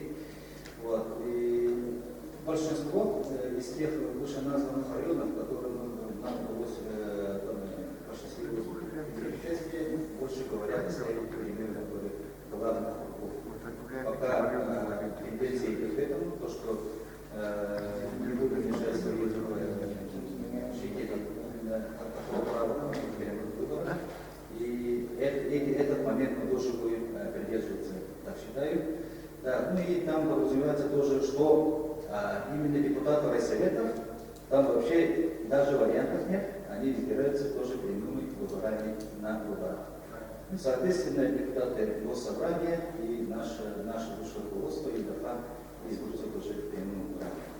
Вот, и еще моменты, сегодня тоже мы здесь услышали, да, допустим, сложение полномочий 22 году, и тогда мы как бы перейдем автоматом, используя промежуток именно переходного периода до 27-го, допустим, изберем себе. Но это мы тоже все понимаем, там тоже мнения были разные, и говорят, допустим, главу, что мы все знаем, что если я, допустим, добровольно сложил как глава свои полномочия, и через 2 месяца пойду туда же и скажу, что я хочу стать главой, это закон не позволяет. И если я добровольно сложил полномочия главы, то уже другой мой коллега или либо кто может баллотироваться на главу. А насчет депутатов, районного совета, если я добровольно сложил? Там тоже же закон действует. Нам некогда. Депутатам должен, кто может понять. Это сейчас точно не скажу, но надо изучить. Мы сейчас пытаемся, давай тоже вопрос. Мы сейчас пытаемся главу основном не соглашать, кроме юристов. А устные депутаты, если администрация президента подтвердит, что они имеют право повторно выдвигаться в случае добровольного сложения своих полномочий и осенним, сентябрьским единым дне голосования поставить, допустим, в Татинском ГУСе выборы и пройти, тогда этот самый безболезненный. Это возможно только при продлении сроков действия закона. Если это 25 перенесется, это возможно.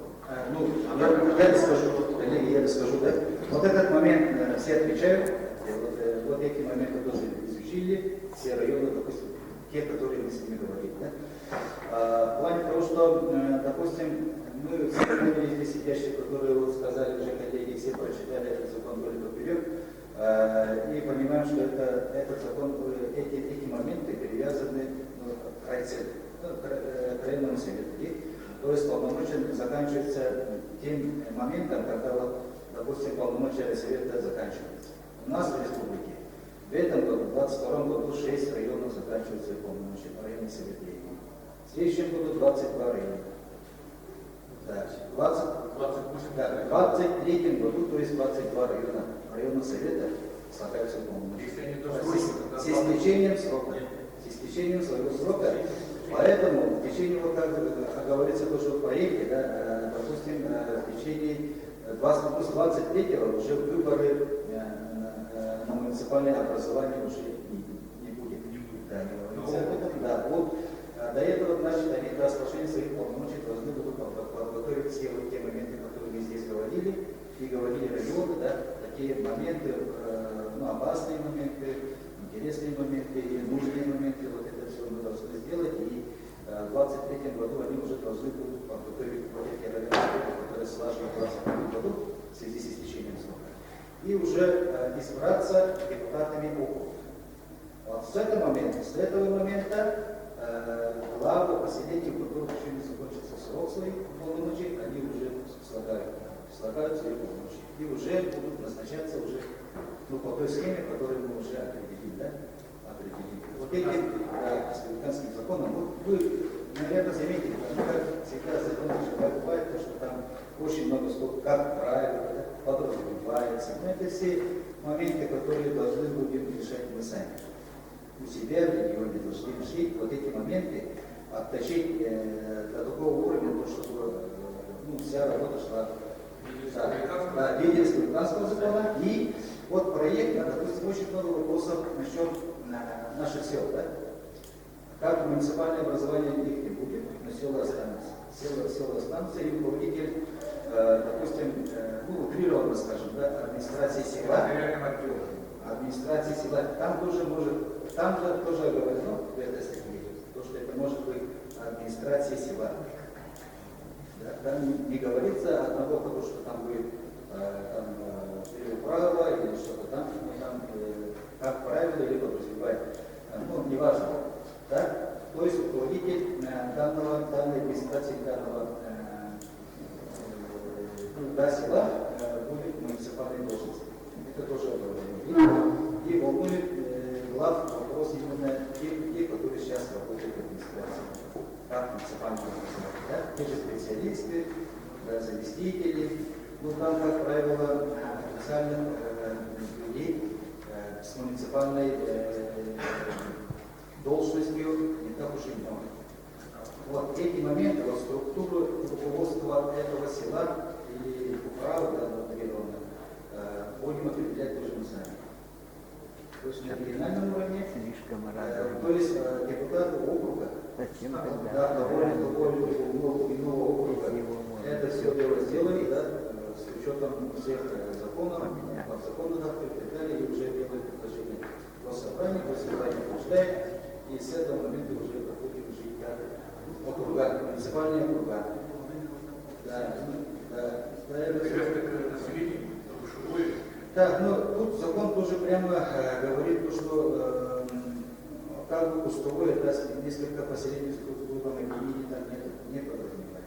Там говорится, что единый округ в черте муниципального района. То есть внутри района объединять все не будет. Там это не говорится. И вот насчет города. Насчет городского округа, ну мы все знаем, да, я вот уже 21 говорили, не даст соврать, жил в селе, 21 год работал тут постоянно депутатом, начиная с поселения до райсовета и так далее. Вот, так что насчет городов, мы все знаем, что дотация, да, расчет дотации, мы все простыми словами скажем, что бюджет села состоит из чего? Зависит прямо пропорционально от населения.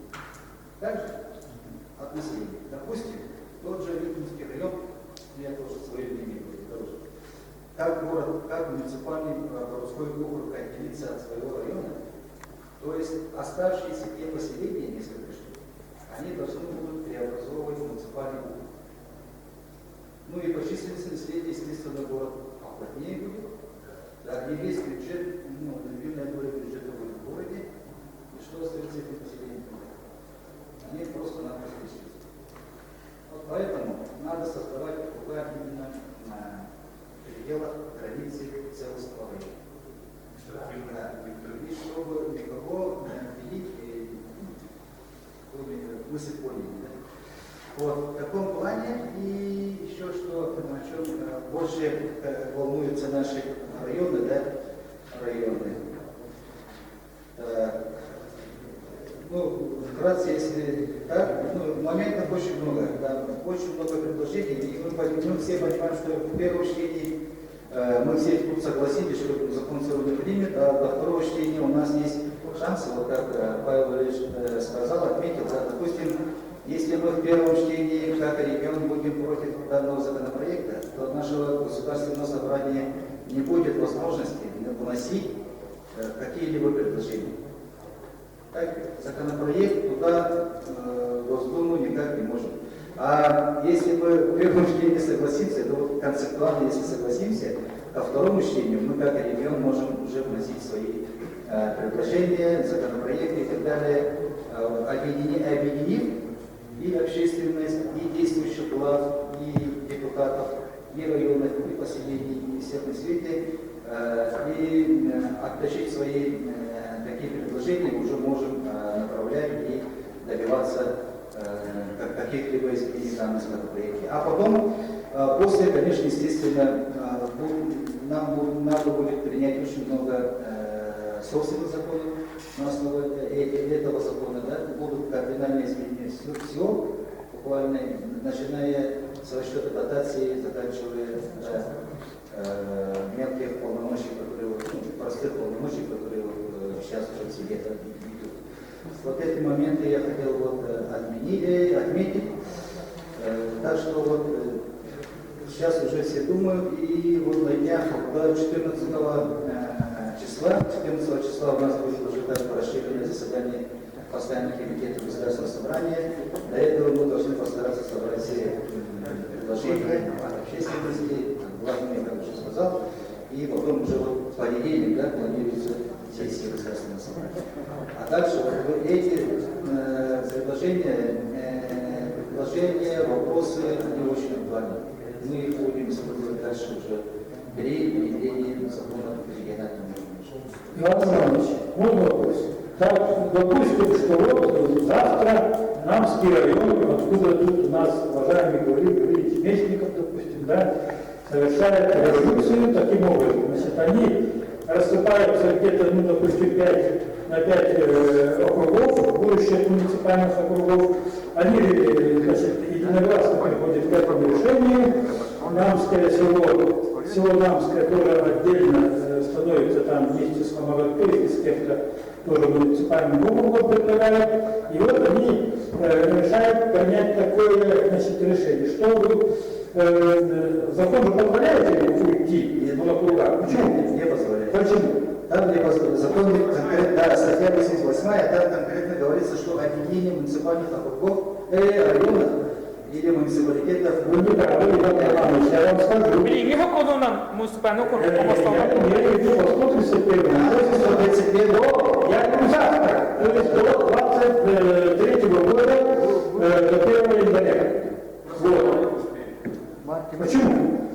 Нет, ну давайте, значит, если республика, ну, если, допустим, вы будете ставить вот эти самые всякие преграды, конечно, они не успеют, но если будет понимание того, что так нужно делать народу, а не разделять вот, в отдельность вот этих таких без всякого, без земли, без права наследств, так, это не даст возможность развития наследства, это все понимают, так.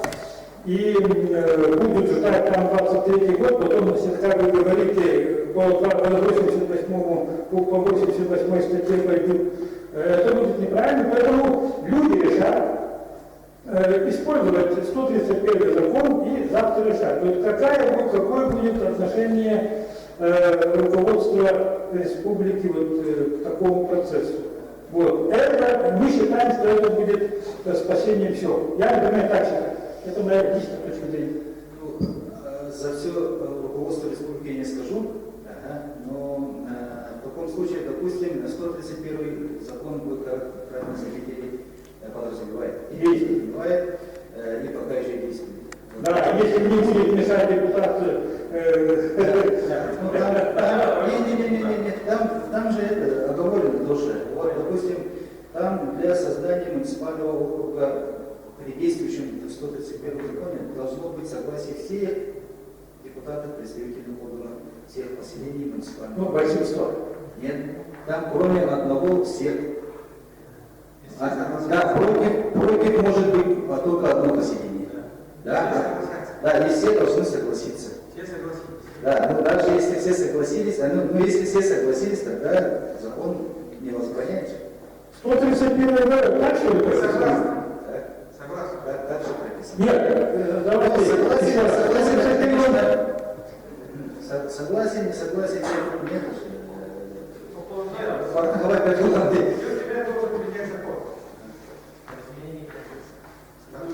Это прошло Юрий Мельников. Вот выбор принимается 2,5 месяца за год. Примерно сколько? Фундаментальный закон причем принимать. Ну, вас На одном заседании, как антикризовое. Что вы говорите, не торопитесь, то вы говорите, давайте торопитесь.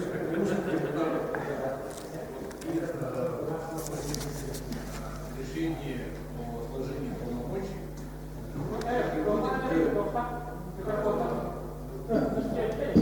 Да.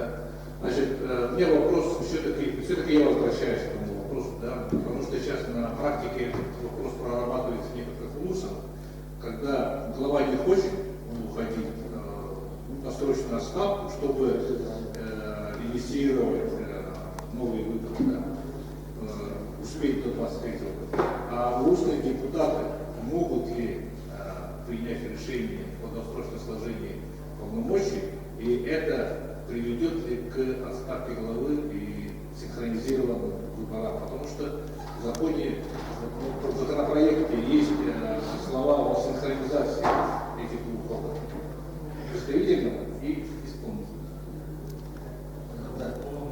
Да, спасибо.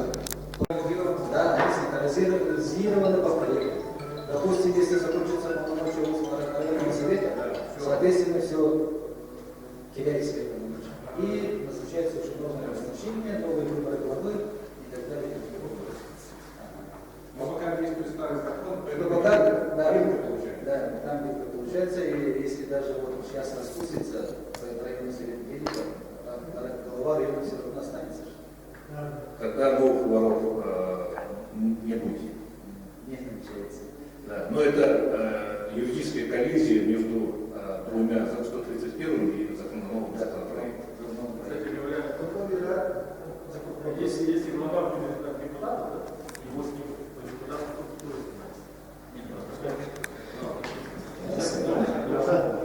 Скажите, пожалуйста, этот вопрос, да? Слушайте, вообще по области седьмого ФЗ, по-моему, Сидор Рустам Авастырь. Да, республика Болград.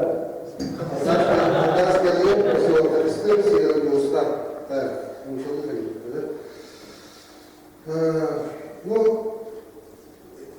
данный законопроект, если так, ну, 2 дня мы обсуждаем, да? Это же каникулы длинные. И официально она нигде не опубликована, практически. И мы тут уже все обсуждаем, как будто этот закон уже мы приняли, да? Вот. А тут решается вот, по всей России 18 тысяч сельских поселений, муниципальных образований. Да? По Якутии у нас 361. И практически никаких вот публичной никаких обсуждений не было. Да вот я глава вот, Стыра, да, вот, промышленного района, я устаю из социальных сетей, что идет такая реформа. Нигде, ни по новостям, нигде никто ничего не знает. А это, по идее, это судьбоносный закон, да? И в основном мы все признаем, что данный закон – это плохой закон. Практически сырой закон. Если так посмотреть, она конкретно против нашей республики. Там что там хорошего-то есть? Будет оптимизация бюджета. Для чего этот закон делается? Закон делается оптимизировать бюджет, чтобы там сократить малые муниципальные образования крупные. Вот.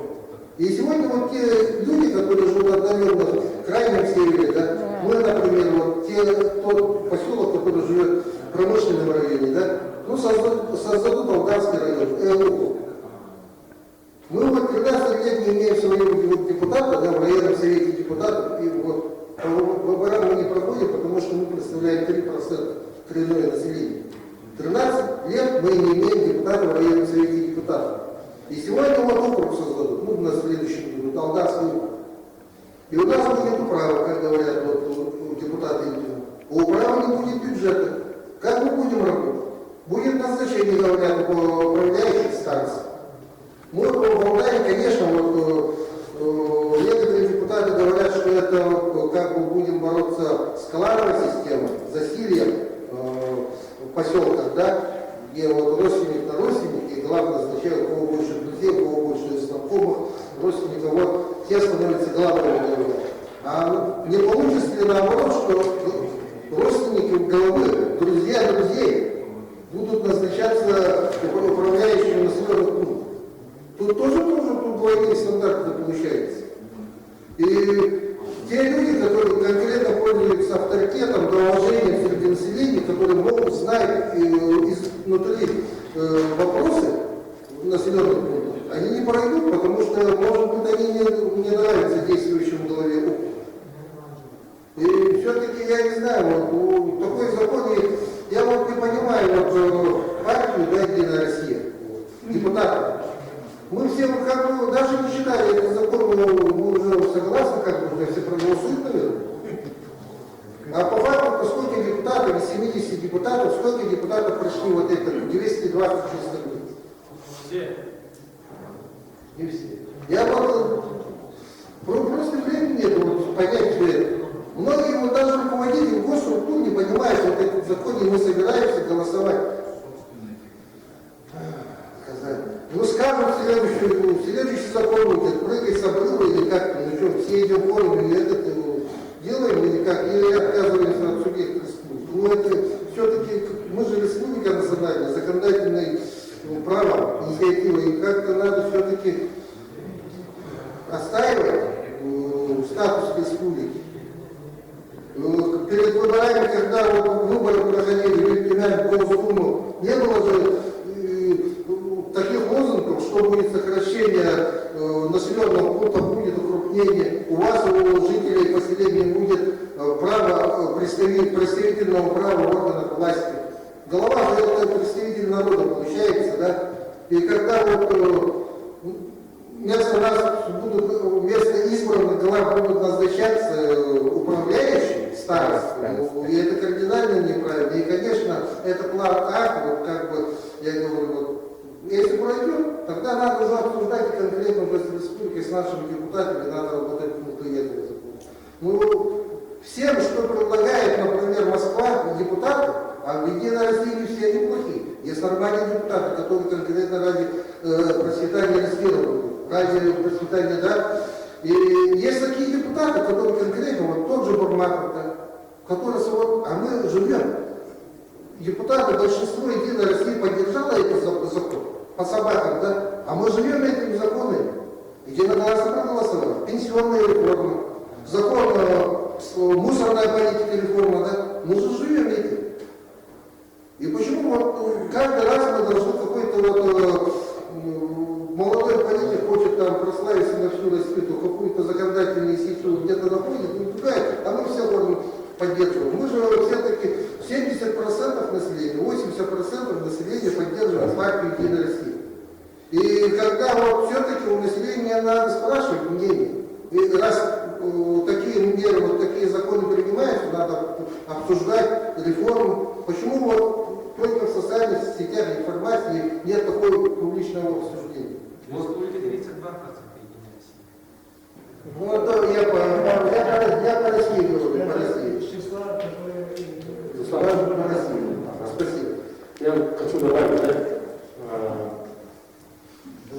самом деле, вот, если читаться этот закон, то уже подойти с этими предложениями, что для развития села Монастырь, нам не только вот эту территорию, которая по генплану у нас есть, да, мы хотим вот эти территории, мы хотим эти территории, хотим эти территории. Поэтому здесь, я думаю, каждому главе наследия над этим надо задуматься, а не тратить время на то, что там Единая Россия плохая, что кто-то плохой и так далее. В принципе, мы знаем, кто плохой и кто хороший. И наши документы, наши депутаты, они все хорошие.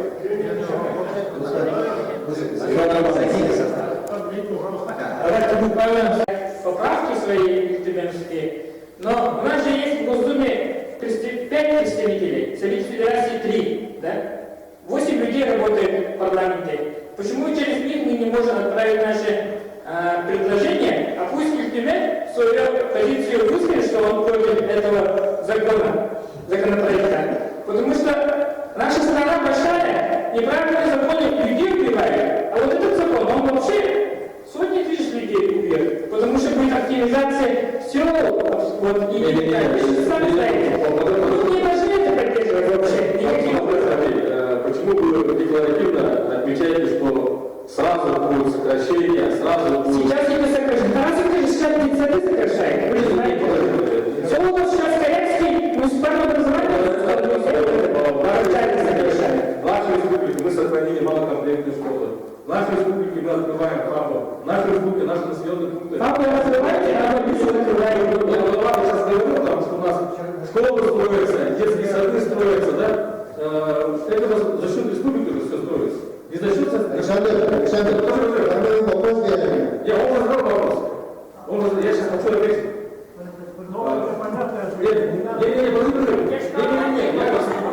Я не закончил. Вот то, что говоришь, что документы против проголосуют, да? Но вы не забывайте, что Илдархана, Василий Сергеевич, тоже влияние есть.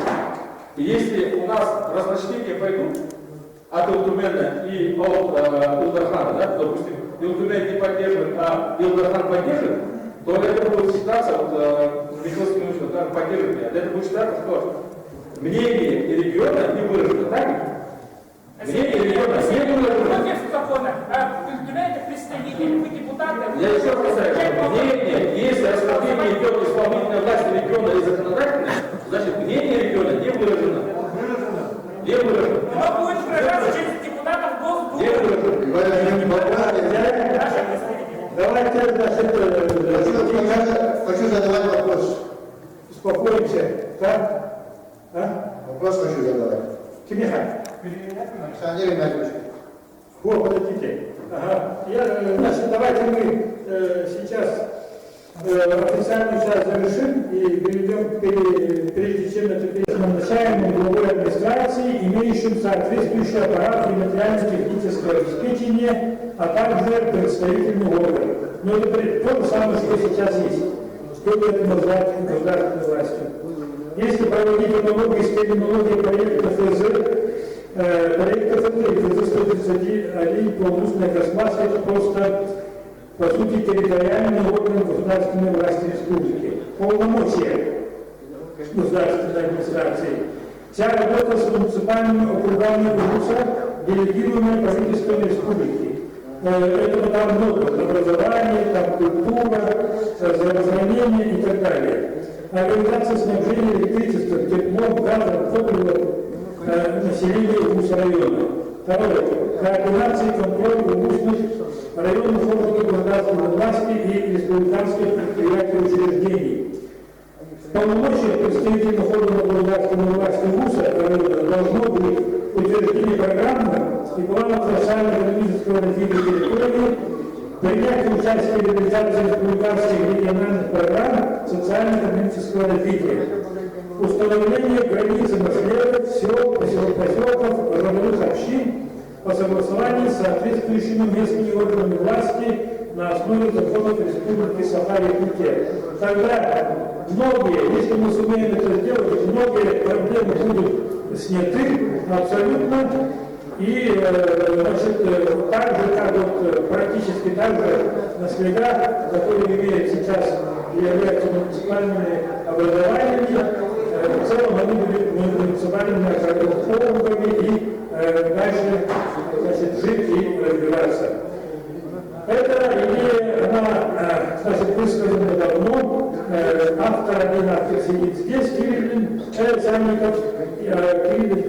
отсутствует, и поэтому вот обращаем внимание, внимательно рассмотреть эту идею, которая будет, в принципе, спасительной. Вот, значит, какая просьба. И прошу ваш телефон записать. Так, мы переходим к премии. Так, поэтому можно, наверное, можно включить, тут, значит, телефон, тут есть в одном значит, как будем отключать или не будем отключать? Это мне не выгодно. Обсуждать будем? Да, Иван, оставьте телефон, я там все. Павлова Елена Николаевна, я земельным вопросом занимаюсь с 2009 года. Толку ноль. Коррупция и все такое прочее. Объясняю по городу Якутску, примером пусть служит город Алёкинск и все. В городе Якутске государственная собственность не была передана по акту Министерства имущественных и земельных отношений в 2003 году. Все. Территория города Якутска – это федеральная собственность на настоящее время. Если запросить выписки из единого государственного реестра недвижимости, вы... Года никакого поселения или муниципального района не будет. Он конкретно надо? Закон же еще не принят. Да. А по этим организационным моментам и республика должна что делать? Чтобы выйти на административно-территориальное деление, республика сама должна инициировать. Допустим, город Ленинград, чтобы стал городским округом. Город Алдан, город Бенч. Вот Алёску надо поддержать, а не блокировать. Нюрбинцев надо поддержать. Тогда у нас будет дробление уборства на муниципальные округа и городские округа. Да? Тогда мы восстановим 45-ю статью Конституции Республики Саха-Якутия. Только таким образом. Вот по вестям я говорю, но меньше. Главное здесь что? Если, вот как верхнеюгорские говорят, в других районах, будет один округ, тогда территория будет подвластна только руководству этого улуса. Это хотят, что ли? Наши ребята. На это никогда не пойдет.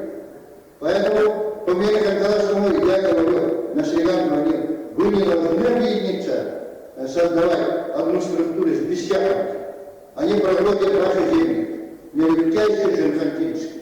Вот правильно должны подходить, а не можем отдыхаться этот законопроект. Будет принят, но практика нужна. Вы поэтому сейчас население видите, все, эти не порядки все видите, поскочили. Но совершенно не то направление. Один улус, один муниципальный округ. Вот что я идею, вы більше повинні робити. Багато подали. Конституцію цього. Я раньше нет заблуждения. Во-первых, Белгин помню, он даже в одной ситуации находится. Человек региональный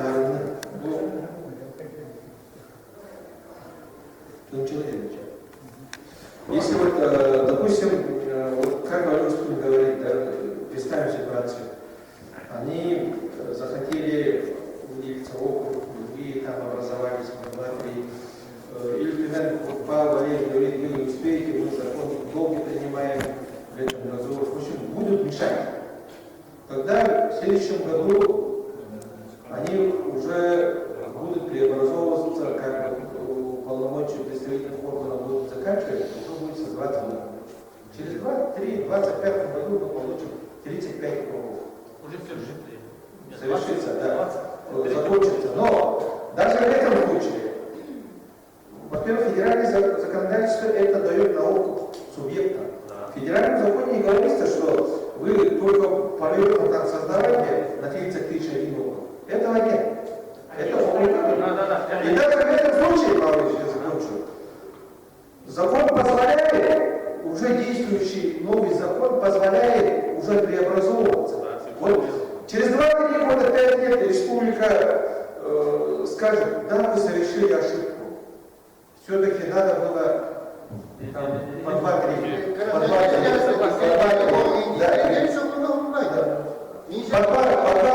Мы возвращаемся. Я почему это? Мы не посчитали риска. Вот сколько сейчас в администрациях работников? Финансист, бухгалтер, глава, замглавы, еще какой-то там специалист. Все они, все они попадут сейчас по сокращению, получат 6 месяцев там увольнительно. Сколько осталось в Мегре Какаласком? Ну, на сегодняшний день в центре занято 450 человек. Завтра появится 200 безработных. Вот данные распада за последние 2 года сельская миграция в пользу городского поселения 10 тысяч. Это 5 тысяч в год. До этого уже 4 тысячи человек в год. Сейчас 5 тысяч за 2 года. Вы, если примете, что по муниципальным округам миграция в сторону, во-первых, из сел Малев или Бестяк, из Бестяк или там Соны, или там все город, она увеличится. Вот мы должны что остановить? Мы должны остановить сельскую миграцию.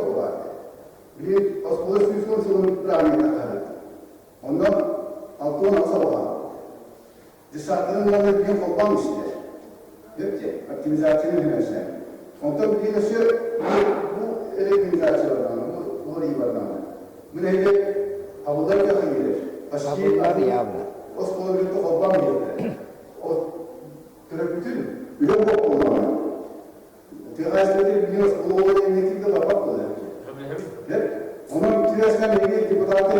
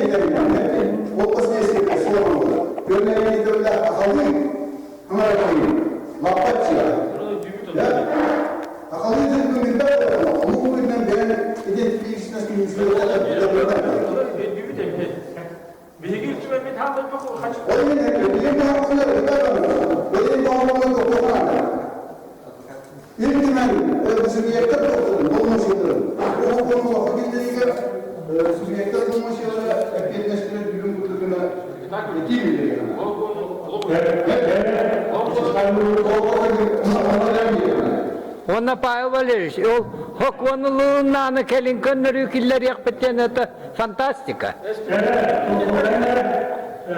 Лунар все, обратного хода нету.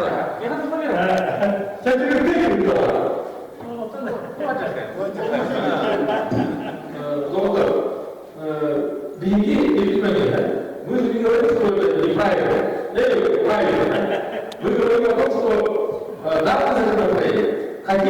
инициатива, она скорее всего будет приниматься. Но мы будем работать вместе над тем, чтобы исправить. А то, что власти сделали ошибку-то. Если в 88 части статьи написано конкретно, что муниципальные округа создаются только на территории муниципального района, что делает региональная власть? Время есть. Какое время есть? Наоборот, непонятно.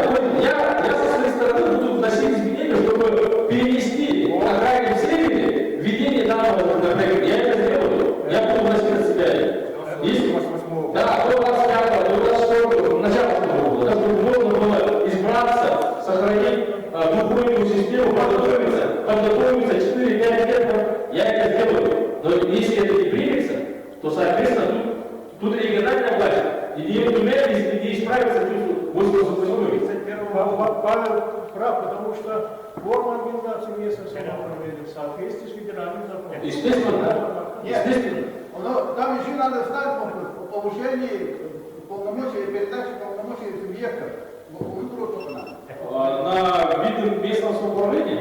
Нет, это решение вопроса местного самоуправления. Местного региональной власти что нужно?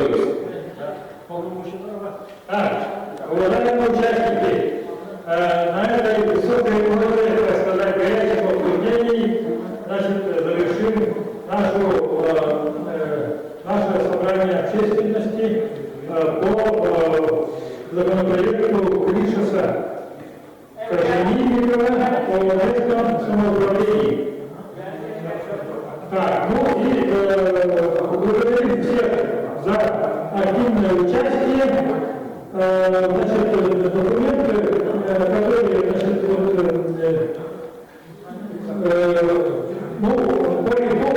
нашего собрания,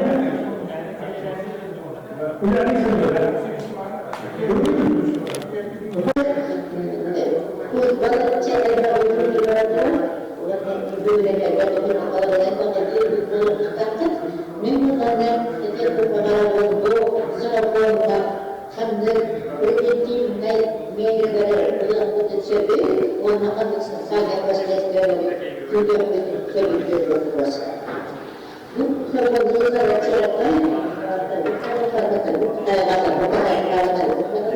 он имеет позицию, позиция такая. Коллеги Якутии с интересом народов населения Якутии трудно принять, потому что у нас есть свои органы, как законодательные, так и исполнительные. Вот оно именно правильно. Распределение территориальных особенностей. Был закон концептуально население районов привязки к населению, он накачал территориальной принципе как современный, тоже определено от абсолютно человека сурового. Он субъекта богатых делить. Субъекты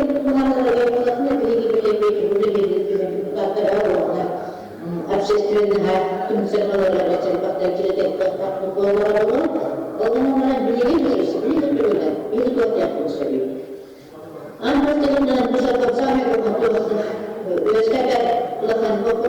муниципальное образование, административное образование,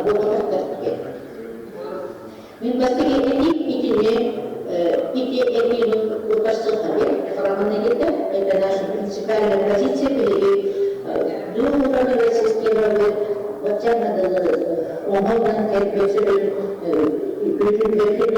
достаточно эффективно заработать.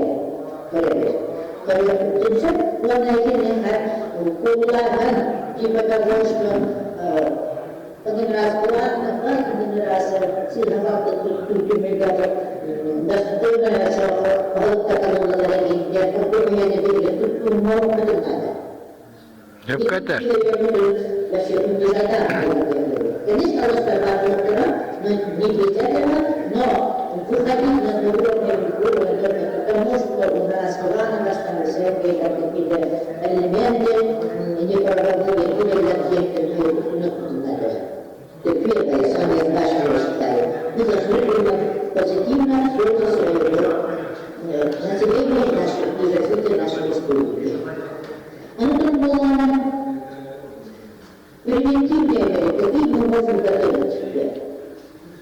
Прежде всего, вегетарианство уже основано региональных особенностях формирования. Он архитектурная, районная зона труднодоступная, по заказу, национально-территориальное образование, где государство награло. Он когда надо правовому плане где-то, он говорит, солдат надо. Sedangkan tidak ada struktur lagi, untuk bertanya. Itu dia. Itu penanganan di khas keluarga pinjam поселений. Хотя бы распоряжением правительства лучше закона республики одного надо. То остальное это первый перечень, это ясно, это места проживания равновесия, второй перечень это труднодоступные места, третий перечень это малонаселенные, и самый четвертый перечень, который, на котором я сейчас настаиваю, как собственное предложение, это поселение, как это тут четко написано, традиционно. Доступность которых в пределах одного рабочего дня. Тут перспектива, критерий нашей перспективы. Она проводила около времени. То мы должны перейти чем было. Поскольку местное самоуправление исторически сложившаяся структура. Плюс население. Как перейти местное самоуправление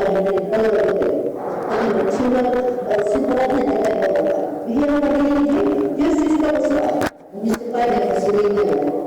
А всего населенного пункта 615. Он относится к второму поселению. Собственное муниципальное образование Великий Сот. Тему поселения Великий Улус населения Сауды, что там русские муниципальные округ. Он у нас примерно просто ясное дело. Муниципальные федеральные органы, местные администрации, муниципальные округи активно работают. Где самый вид, вот и потом колос, а муниципальные администрации поселение Латвии. Пример момент находится представители местной администрации.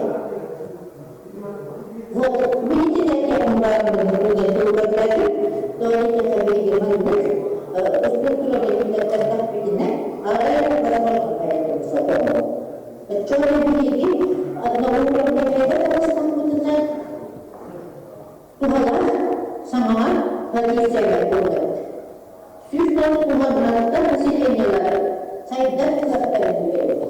Уступи веки на вот именно представители федерального органа местной администрации, где государственный статут